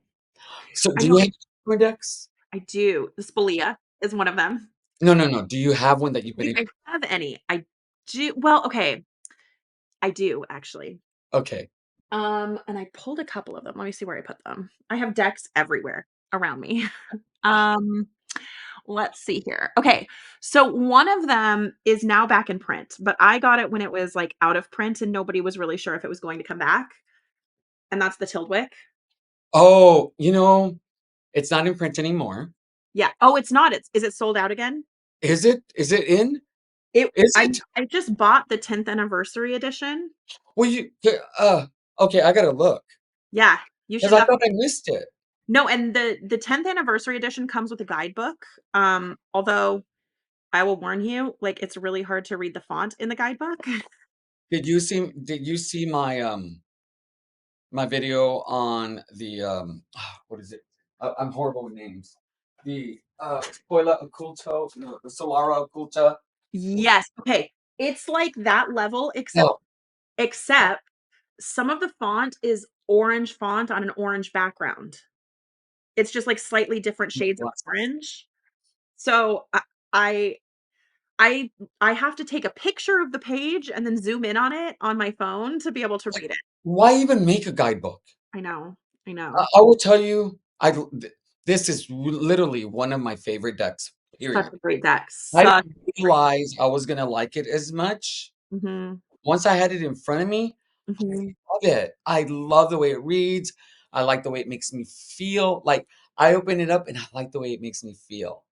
Do you have And Crimson Hysteria by that huh? creator? Do you have the Crimson Hysteria? I love that one too. I love them I both. don't I don't get the same feeling as that one. Yeah. You like this one better? I do. Yeah, And but as soon as I saw that guidebook, I got so mad. Like I emotionally became angry. yeah, How, why would you do this? Why would you spend so much time, effort, money in creating such an amazing piece of work and then do a throwaway, useless, in my opinion, guidebook? Like, why yeah. would you? I would rather you say it's not going to be providing you a guidebook, but you can get it for free online to download. I think isn't there a PDF version? Yes. Yeah, so I I- just downloaded the PDF version of it, but that's also, like now I have to go on my computer anytime I do a reading or, like, pull it up on my phone, which isn't a problem at all, but, it's just an extra, like, thing I have to have next to me when I'm working with the cards. It says that it's out of stock. Oh, no. Well, hold on. Here's a 10th anniversary one. Let's see if this one's out of stock. Oh no, this one's still available. Oh, Yeah. maybe I get it. I don't know. I've been on the fence. This is Mhm, what happens with me. I have to be very careful with decks that are going to be out of stock and they're not going to be reprinted. Do I mhm, really want it, or is it because everybody else wants it? FOMO. mhm, mhm. Oh, Well, and I will be honest with you, it's not a deck that I've worked with. It's one I'm planning a deck study for this year, because I have an idea for how I can work with the cards, and I almost feel like the best way to make sense of those cards is to almost use it as like a creative writing practice to kind of craft my own story around the cards. hmm. Because it is such an unusual deck, but there's something about it that really pulls me in. I don't know. It's like the one. It's like the other one with the people in the water with all the flowers around them. Oh, the Like they're Drowning all. World, Hero of the Drowning. Yeah, Yeah, that's another one. It's very pretty, but I'm like, yeah, see, I look at these and sometimes I think yes, and sometimes I think no. And when I'm there, I usually don't buy it because yeah. of that reason. But I mean, that's what you have I'm to do, otherwise you just buy everything, right? Yeah, and then I'm thinking of getting a backup of the Bohemian Gothic because it's going to be the last time they print it. Oh, is it really? I They're didn't going know. out of business. They're going to get out of the tarot business. I had heard that, but I wasn't sure if that was, like, true or not? Are they really No, taking business? yes, it's true. It's on their website, I believe, or on Oh, their, missed that. yes. So I'm thinking of getting a backup of that one because you can still get it. So all the decks that they're gonna do next, that's it. So oh my god. Okay. The Are Tarot you of Prague is coming out. What's up? The Tarot of Prague. Stop it. You didn't know? No, where have I been? Okay, so they have extra stock left over from the Bohemian Gothic. So they ended up asking through their are you on their newsletter? No, but I am going to be as soon as we're done with Okay, this. yes. I'm Actually, I'm gonna gonna tell do you. it right now. Okay, so they made an announcement about having extra card stock, and they sent out a question to the fan base. Would you prefer another Victorian uh, tarot reprint or a tarot Prague reprint? It was one or the other. The tarot Prague won. However, a lot of people still wanted the Victorian, even though it just gotten printed, and I was so over it because I Mm. less chance that I would get it. Turns out they're going to be able to do about 1,000 copies of each one. So the tarot Prague is coming out. Well, and then they're also releasing, like, kind of a new version of their, Bohemian Bohemian Rhapsody, right? I think I'm gonna get it just as a part of the collection, just to have it. Mhm. I still don't get the whole cat thing, Yeah. but, but, yeah, and so yeah, and, oh, that's what I was gonna tell you. It's either gonna be February or March where the pre-orders are gonna come out, so you wanna get on the newsletter. Yes, I just signed up for it as you were talking. Yeah, and so, they're on Instagram. Are you on Instagram with Oh, yeah. okay, so they've done an announcement there. Are you on their Facebook page? I'm not, but I should be. Yeah, because that's where they made an announcement as well. Okay. I need to be better about, like, using Facebook. I'm not great about it. I'm, like, mostly Instagram and YouTube, but I need to, like, Because get on. that's your generation. My generation is Facebook. Well, you know what? Yeah, and it's such an interesting shift because my generation was the one that was like, w I Facebook came out when I was in college, so I Yeah, remember when I first signed up for it, it was, like, with my college account. That's the only way you could join. But then something happened. I think when TikTok or like when not TikTok, when I Instagram came out, everybody sort of migrated there, and then people from um, my cities came over to Facebook. yeah. So I'm like, "What's the next one gonna be?" Like, we're gonna move on to something else, and then, like, we're just gonna keep migrating in this way. So what other unicorn deck do you have? Um, oh, I just got this one. This one you just saw my face light up again. I did. When Olga Speaks. Ah, now, where did you get that one? Okay, so my friend Trina, who I'm doing the deck study with, just didn't connect with this deck. She got it, I when it think was available. did we talk about that in our I message? talked about it in, one of my other videos. Okay, in the video. Okay. Yeah. Yeah, so she just didn't connect with it, and she knew I think I brought it up. I was telling her, like, how I really hope it gets reprinted, and she was like, "Well, I have a copy that I don't really connect with," and I was like, "What do you mean? Huh? What does that mean?" And No, right? I was like, she was like, Do you want it?" And I was like, "Yes, do I want it? Like, is that even a question? Absolutely." So she was kind enough to send it to me. That's Ugh, I love this deck. I love this deck so much. And when you pair this with the Circle of Doors tarot, it's interesting. it is like there's something about it. I can even pull a couple cards from both. Like Well, if I can manage this. just so you know, this and I'm saying this so everybody has an opportunity. I had contacted her because I wanted a copy. Yeah. I always contact sellers, and that's how I got some of my decks to see if they have any damaged boxes or anything Mhm. like that. They'll sell to me, and I got a few like that. And she said she was going to do a Kickstarter in October. Then November came, then December. So, okay, Allie, it's Teo Tarot, Teau Tarot. Mhm. I did. She was the second person that I did this tarot chat with.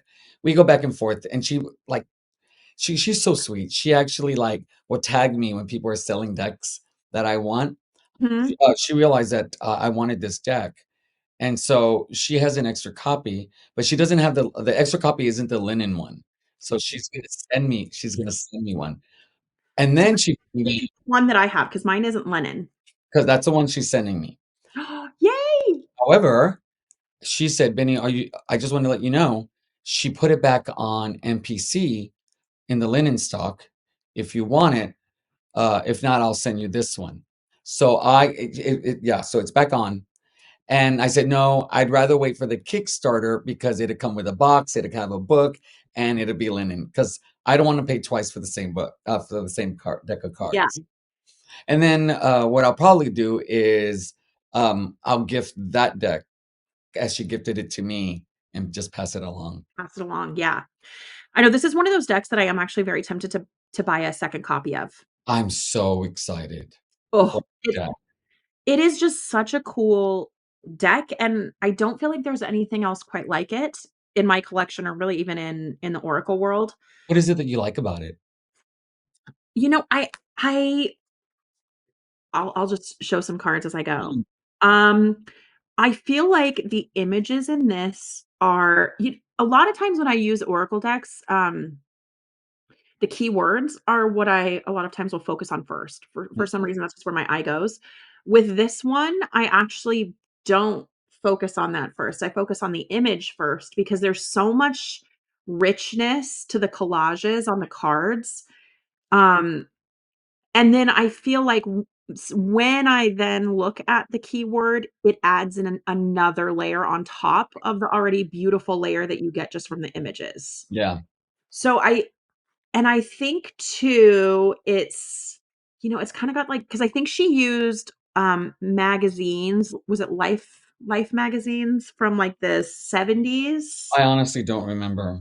Um, and so it also has this, like, really cool vibe, like, kind of a really cool, like, '70s vibe that I really like. That I do like. I'm big into the '70s. Yeah, and I love that it's a really inclusive deck too. Like, a lot of different cultures are represented. It reminds me in some ways of, like, the Ritual Tarot in that sense, where it feels almost like an artifact in and of itself. Mhm. Um, so just some really, really, beautiful cards and also just really unique keywords, you know? Um, but, like, I love this one stands out to me every time. It says ambiguous grief, and it I love that one. mhm, I I do a lot of grief work, mhm. and that when I heard ambiguous grief, it's the first time I've heard those 2 words together, and I really, really love that combination. It Such just resonated with me. it does, yeah. And then, like, I know it's just such a cool deck. Like, it's just I don't have anything else like it. And like I said, it pairs beautifully with Circle of Doors, it pairs beautifully with the Ritual Tarot. So Uh, I was on the looking at the website to make sure that I wasn't a liar, and yes, it's back on NPC, and it is $42.10 oh, that's tempting. without a box or anything. It's just a deck of cards wrapped. But I'm gonna wait for, the For the kicks. Kickstarter? I want the nice box, and I want the guidebook. I know, I want the guidebook too. Like, I'll back the Kickstarter even if I do for some reason go on Make Playing Cards. I really want the Kickstarter because I want that guidebook. Because Yeah, again, I just like to know the creator's thoughts. so do I. Um, so other than the spoiler tarot, what is on your list of unicorn decks that you'd like to have? Yes, 'Cause, you know, somebody might be watching. but he might be watching. Um, okay, the Augenblick Tarot and Oracle. Oh, that sounds familiar. Oh, I love them so much. There's actually a copy of one of them. I think it's the Oracle on eBay right now, for a lot of money. I know that Augenblick. Yeah, it's by Oh, yes, yes, yes, yes, yes. It's Majestic Earth. they're the little square ones, right? Yes. In fact, it was on Marketplace Tarot that was selling, I think both of them together for like $500. Mhm, which That was they're pricey, but I those have been on my list for years. really? Yeah, yeah, those 2 have been on my list for years. I don't have it down here, I forgot to pull it, but one of my other, unicorn decks that I did get was a Majestic Earth. I do have that I one. had a chance to buy the Majestic Earth, and I didn't get it, and I regret it. And that's another deck that I go back and forth on, but Yeah. every time I say, "No, I don't want it," for some reason, it comes up and I get drawn to it again. Mhm. Um, There's something about it that's really expansive. It's just one of those decks, and I don't know how else to describe it except to say that it has this feeling of, like, expansiveness and space because of all the landscapes in it, and I love it. I love to work with that deck, during summer. There's something about it that makes me feel like, all the possibility of summer, and for me, because I work in education, like, I get summers off, so it's probably connected to that, that feeling of freedom. yeah, that's nice to have a whole summer off, and then, of course, the holidays and spring Yeah. break. It is a very nice schedule. You but you gotta work long hours. You do. You make up for it during the actual school year for sure. But that part doesn't bother me as much. I trend towards being a workaholic. So like that's Oh, work that I have to do is, boundaries again, right? Between personal life and work life. not me. No, Now, do you have I have to answer this. My sister-in-law's in town. of course. Take your time. Alright. She's asking me my brother's in town, and he had a baby, his first baby last year, and so I love that little boy so much. I got to babysit him last night while they went out. We had such a great time. Oh my gosh, that's cute. But, I told them, I said, "From 3 on, I'm doing an interview, so I need you don't have to leave anywhere, but know that, y'all have to be quiet." And so they left. Oh, well, that was They're nice to let you know. yeah, they're talking about dinner. Oh, yeah, because I guess it's about dinner time for you. It is, it is. Now, have you taken classes, courses?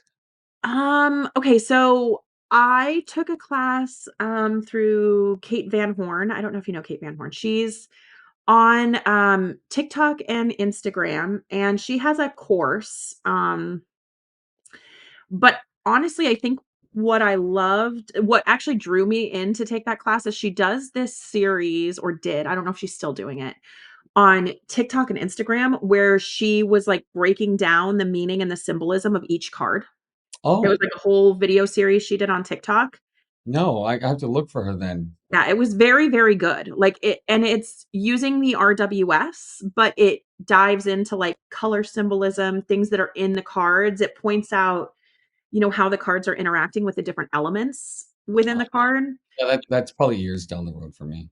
It was She makes it very easy to understand. Like, I think you could actually totally handle it because a lot of it's just like, okay, well, this figure is facing the water. And what do we get from that? What do we get about the fact that they're facing the water instead of looking away from it? And she kind of breaks that down. That's interesting. Right now, I'm taking Lisa Puppet not Lisa Puppet, Kelly Fitzgerald's From Truth and Story reading Yeah. class. I How is missed I missed it this morning. I've taken her tarot cast before, okay. which amazing. I Mhm, talked about this last time. 60, $70, you get 4 weekends, like 3, 4 hours each. mhm, She's amazing. It's well worth the money.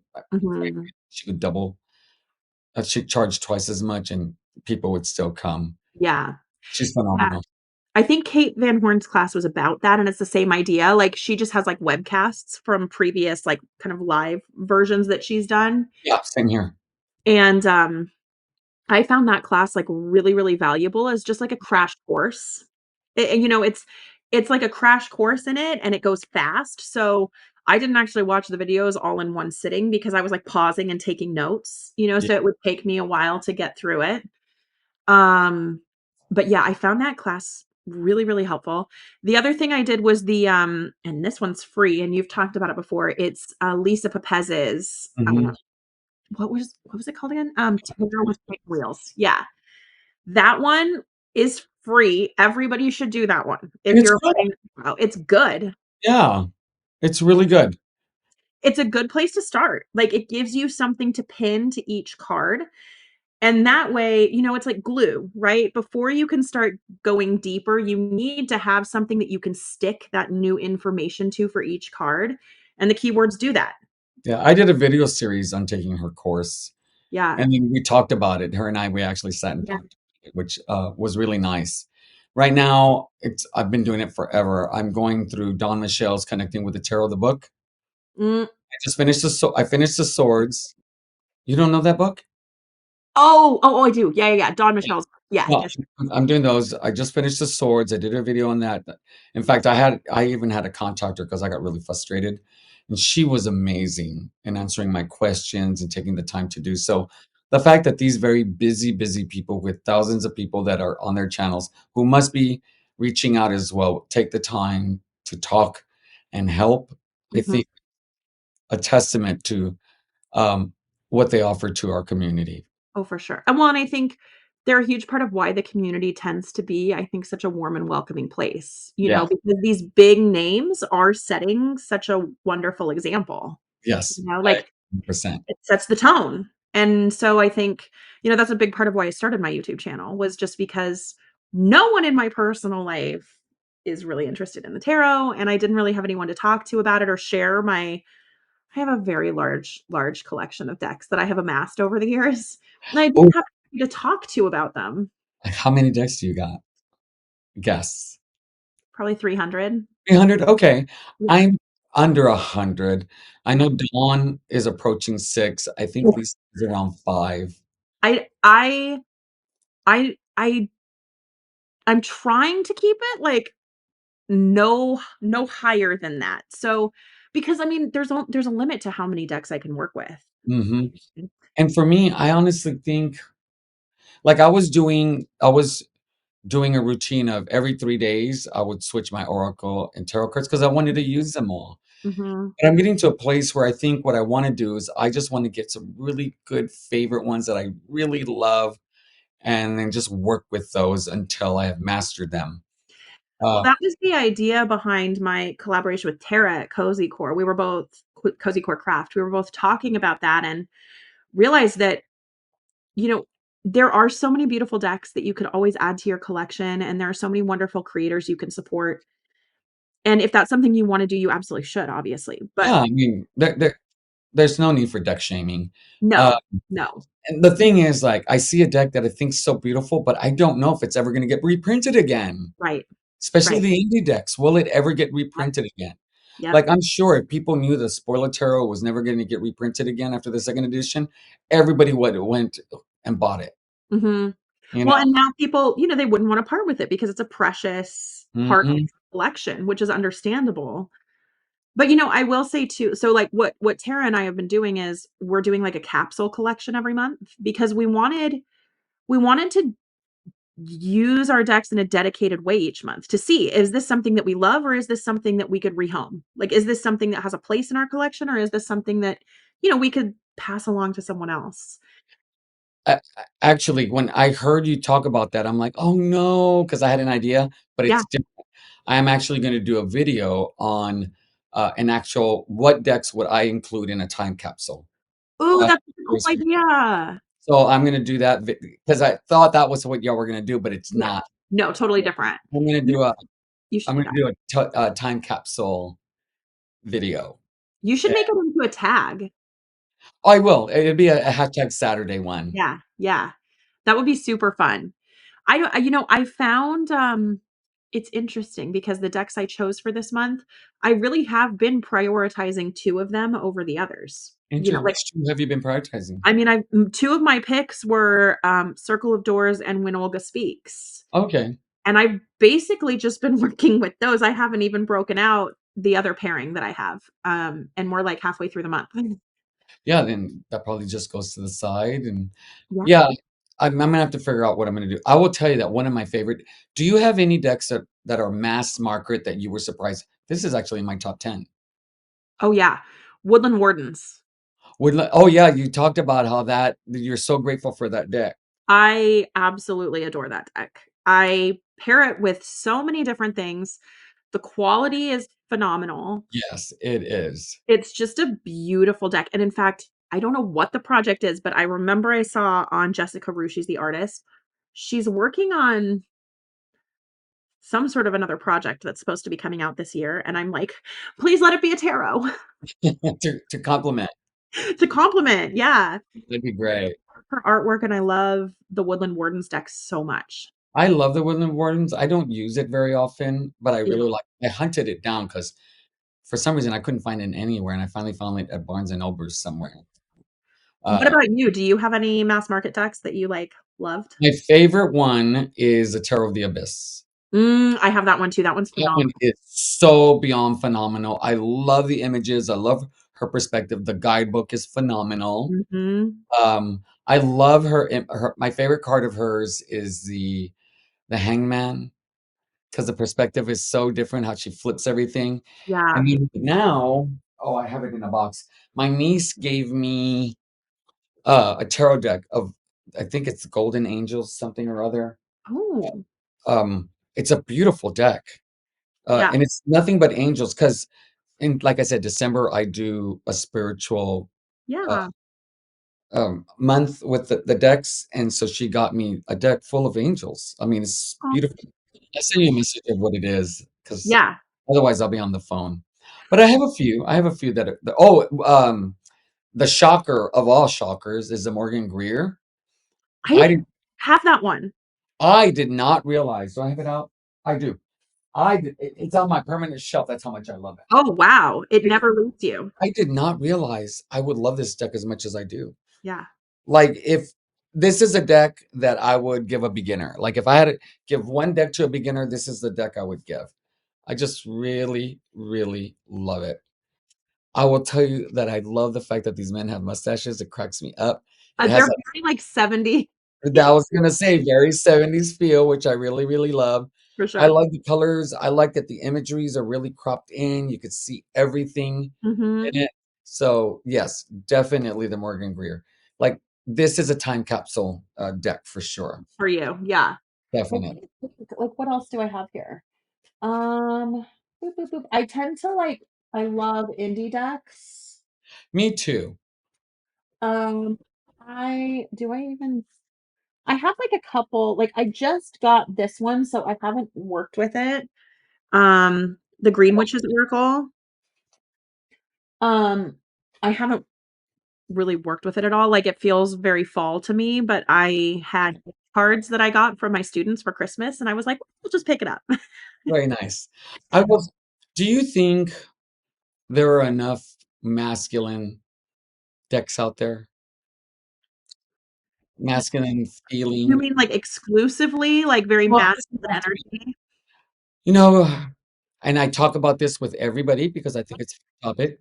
I didn't realize how many masculine tarot decks I have. I actually have a lot more than I thought. So I have enough to be satisfied. But sometimes there are decks out there that I think are so stunning, and then there isn't a single male in the deck. Mhm. Mhm. Now, I do have decks that are all female decks, strong Mhm. feminine, that I really love, that I really speak to me, that I bring out when it just calls to me, or when I put out, like when I said, I read with for a few friends to, Mhm. and if they want to use that deck. But I wish there were more balanced decks out there as Yeah. well. Like, Yeah.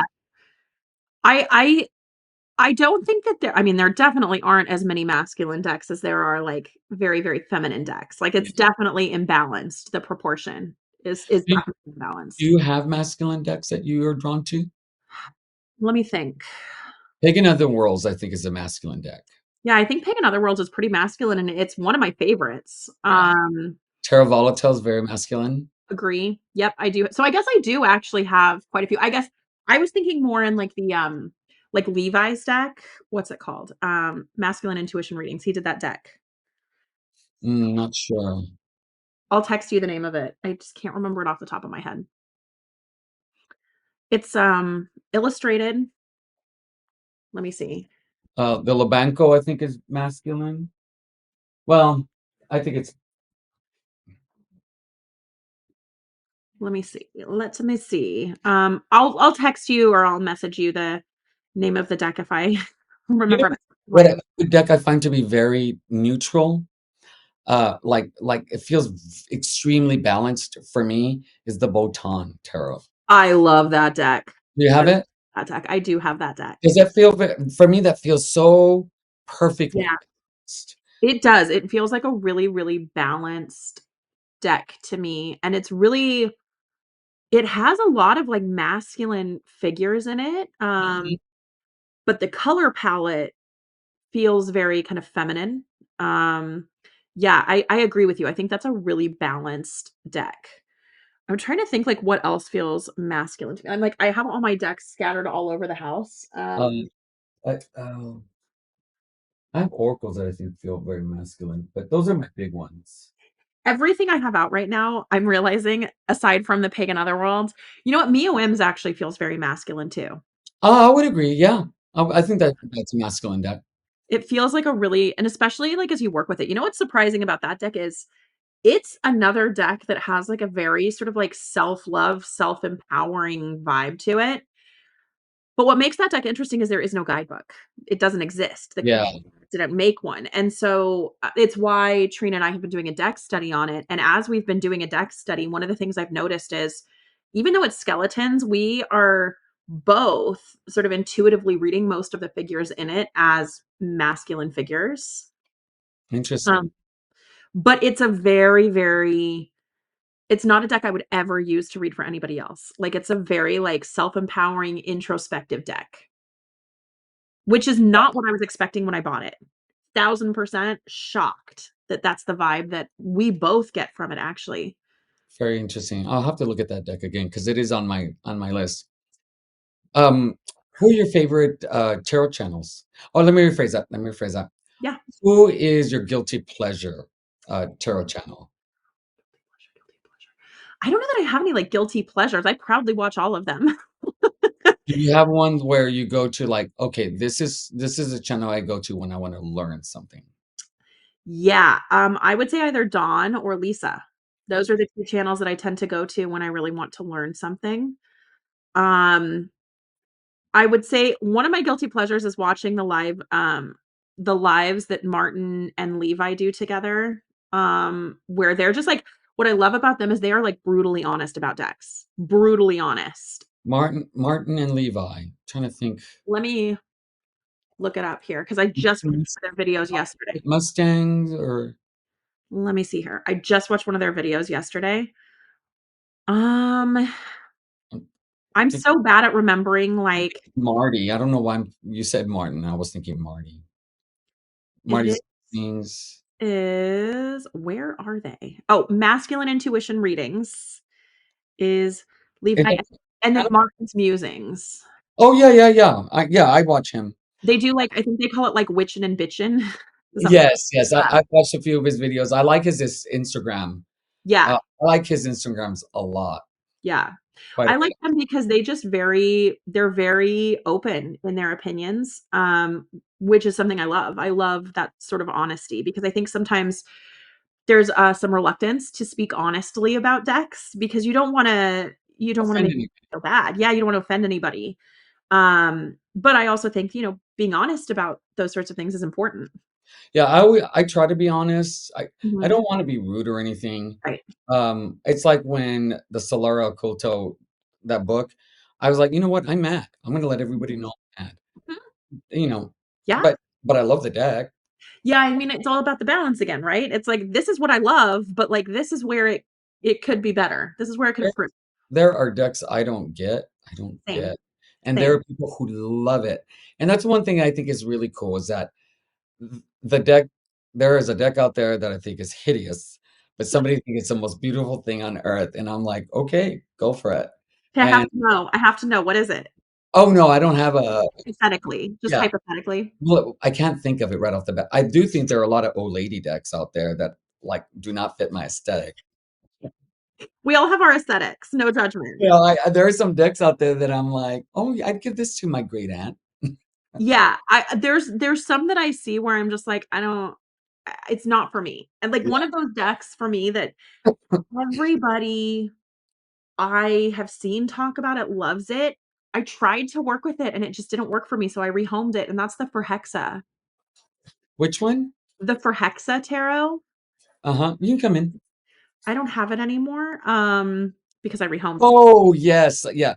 Yeah, I have a few of those decks and they're beautiful to look at. And then once in a while, and then after you get them, you're like, yeah, this isn't for me. This doesn't Yeah. work. It's something about the oranges and reds in it, like, it's very and ironically, like, I'm a fire sign. My son is a fire sign. I don't like fiery decks. I tend to like more airy decks. Can And you give me a moment? absolutely, Yeah. absolutely. Come on in. Come on in. Oh, okay. My sister just got in here with her Your niece is my back? nephew. Nephew, your nephew's back. Yeah. I can edit all this out. No big deal. I can edit this out. It's not a big deal. Everything okay? Yes. Don't worry about it. You're stressing over nothing. Excuse me.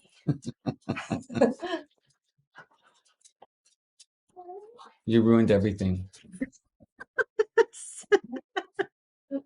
You can come out and do whatever you need to do, okay? All right. And we can So wrap this up whenever you need to. we're fine. We're fine. So you like decks that are fiery, you said? No, I don't really like fiery decks. I tend to like Pagan Otherworld's kind of airy Airy. Okay. decks.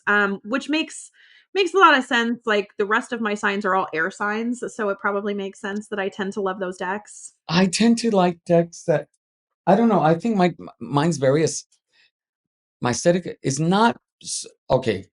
Uh, what is it? She's got. I'm so bad with names. It's not even funny. Oh, zero judgment from me. I know you.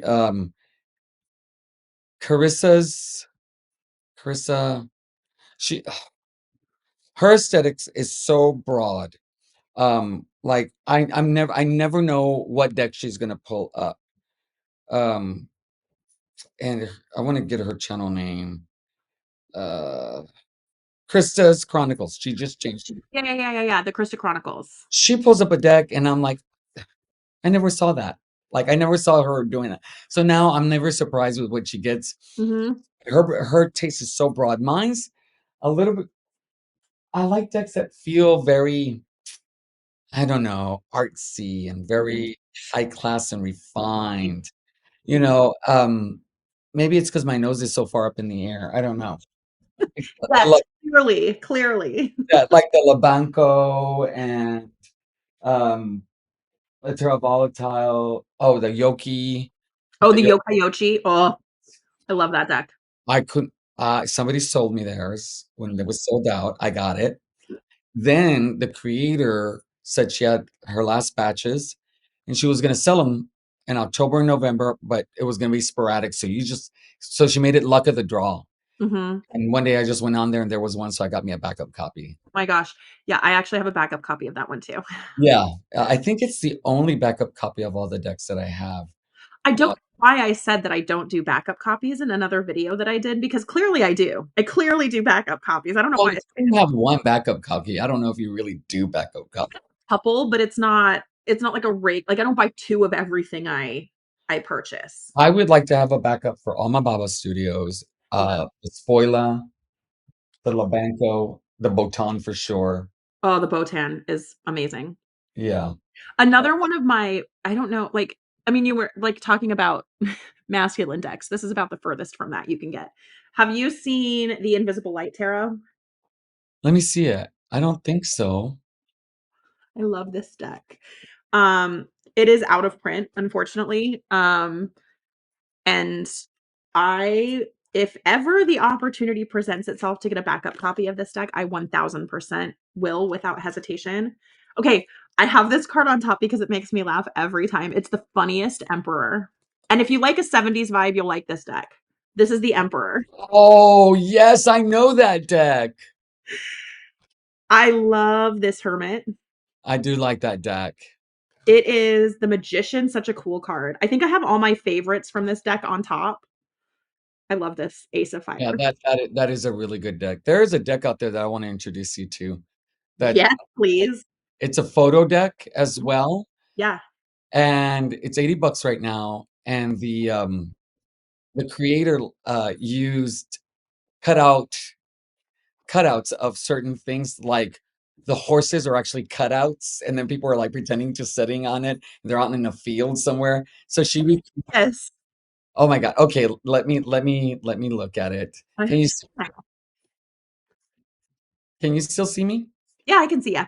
Okay, because I had to switch screens. So I Oh, want to yeah. let me see. Where are my I have a list of decks. It is Journey. It's it's on my list. I keep going back and forth. It is Journey to the Tower. Oh, I know that deck. It is a great deck. I haven't pulled the trigger yet, but because I'm trying not to buy as many decks. And so, but that's definitely on my list. You know what? I actually have this deck. You do not. I do. I have this deck. What do you think about it? Because you kept talking about decks, and I'm thinking she would love that deck. You know what's crazy? I because I have so many decks, I didn't remember that I had it off Oh, the top. that's so funny.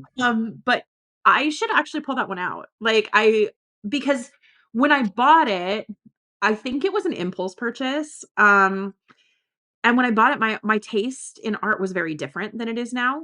Um, Now I really enjoy collage decks and I really enjoy photography decks. I feel like I might connect with that deck more now than I did when I first got it. I suspect that that one would be a good combination with Olga Speaks. Yes, I was just thinking that as I was like talking. Like I think that would be fabulous with When Olga Speaks. Yeah. If I pair tarot and tarot, like it might actually work really well with the reclaim too. Or not reclaim, I'm sorry, the ritual. I almost bought the ritual, then after I looked at it and looked at it and looked at it, I decided against it. Yeah, yeah. I I'm that's another one I'm doing a deck study of this year with Trina because there's a lot going on in those cards. Like sometimes it feels almost overwhelming to me when I try and sit down with it. So I want to do a study of it to see if I How do can you do figure out. how do you do a deck study? So what she and I have been doing is we just have a card every day. We just go in order.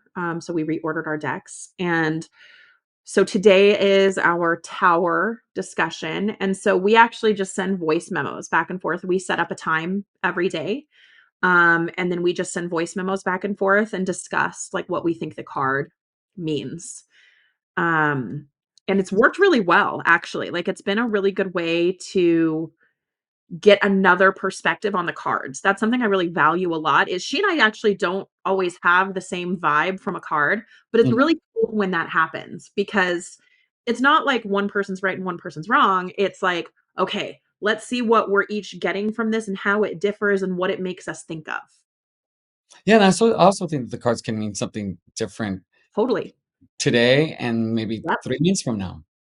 Yeah, So the idea of like a fixed meaning outside of, maybe that structure we talked about earlier, the idea of a fixed meaning is a little complicated for me because I might notice something totally different tomorrow than I noticed today. and journaling. Do you do a lot of journaling? It goes in and out for me. I do journal every day. So Every day. I do, but like it's not necessarily intense. So I do like a daily card pull every day. So like here's this week. Oh, okay. I There you missed a go. day. I missed a day, so I just decorated it.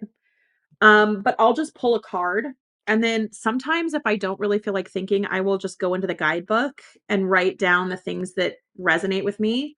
Mhm. Other days, I might, like, take a question, that's in the guidebook, like Circle of Doors. I might take one of those questions, and I might just use the space to journal a little bit about what that makes me think of. But I like this format because it's not a huge amount of space. Yeah. Well, it looks like I you know pretty writing, Oh, thank you. and it's, like, all perfect r across, it's not, like, angling. Well, it has grids. You just can't. Oh, okay. I Yeah, was it's oh, it's that's a in grid. No. If there were no lines, this would not look like this. okay, I don't know if I could write that small. I'm a big loopy writer, Yeah, but I this year, my goal is to do my journaling. That's a big goal for yeah, me this year. I bought a printer that I still have to set up for it. It's been so busy. yeah.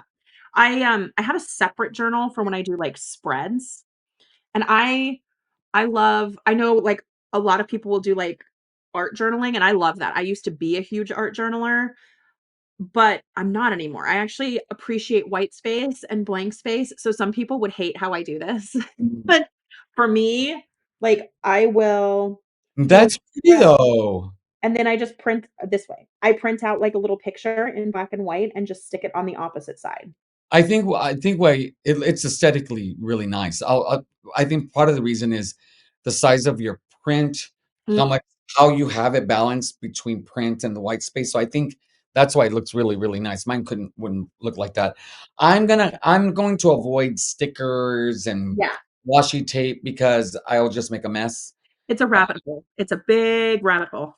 What I'm gonna do is I'm just gonna stick to highlighters, different colored pins, and then a picture of the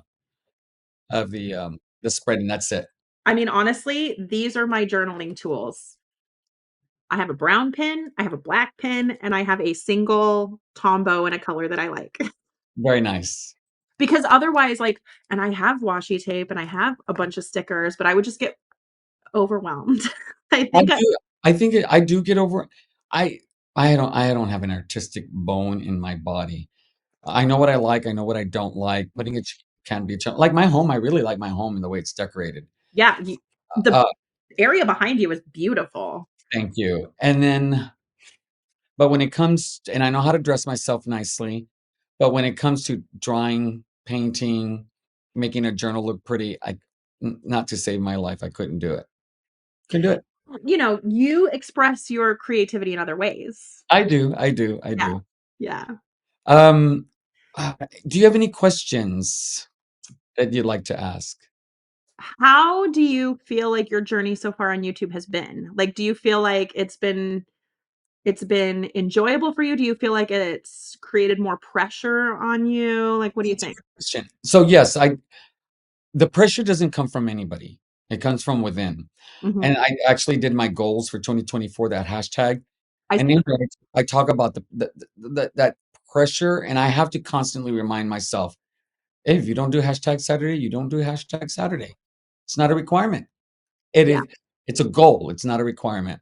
I will say that in the last 3 months, maybe 4 months, I have been so, so surprised with the amount of support and the comments that I get. And in August, my goal was to reach 500 subscribers by next August, Mhm. and I'm over 600. That blows my mind. Everybody's been so kind. I mean, I I I will tell you that the journey's been great. I'm really enjoying it. I think what's really been exciting for me is doing these chats and getting to know Mhm. people. For me, Yeah, has been my favorite part because yeah, now I have people I can talk to. So everybody that I've done an interview with, have I reached out to Jennifer? I'm not sure. Yes, I have, but not. I've kept in contact with, and I intend to. yeah. The goal, You know, because that's the point, right? It's yeah, to connect.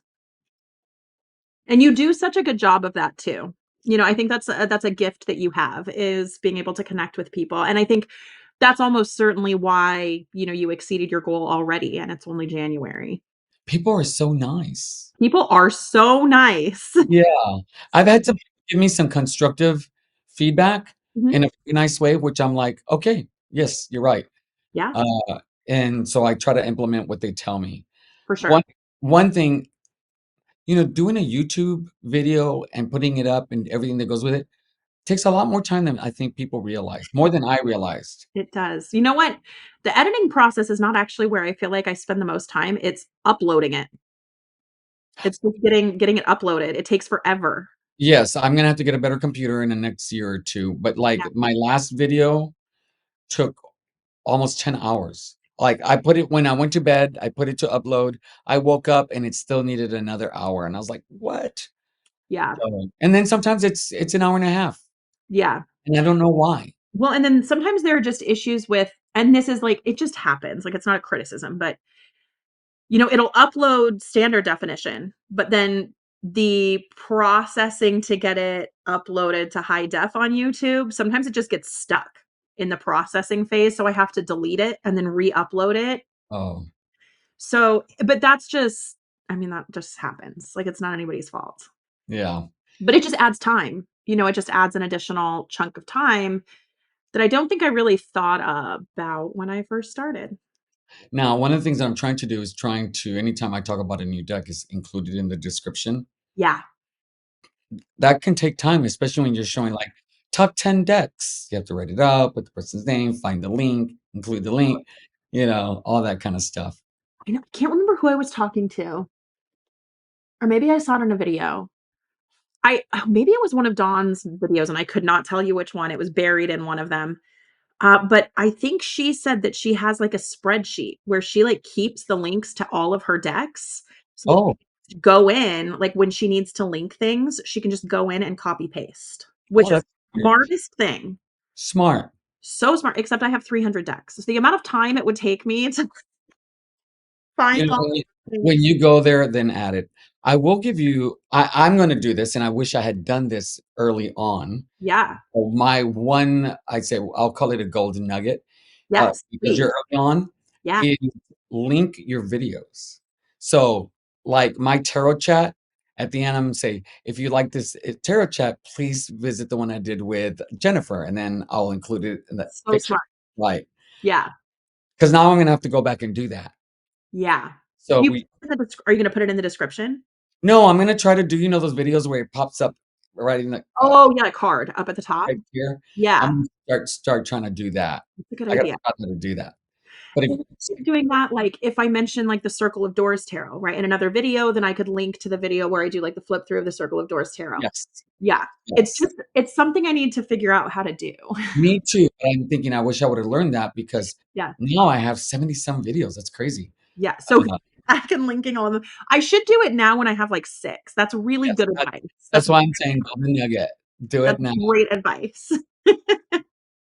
Well, I really appreciate you coming on. This was wonderful. I thought we talked about so much stuff. I know, and, like, I loved this. It just felt like I was hanging out with, like, a friend, talking tarot, living our best lives. I'm looking at we're over 2 hours, and I'm like, It does not feel like it was 2 hours. not at all. I still have all this energy ready to go. No. I could happily do this with you, like, every weekend, just, like, hang out and chat tarot. Well, we'll talk about that. Right? Maybe we'll make it a thing.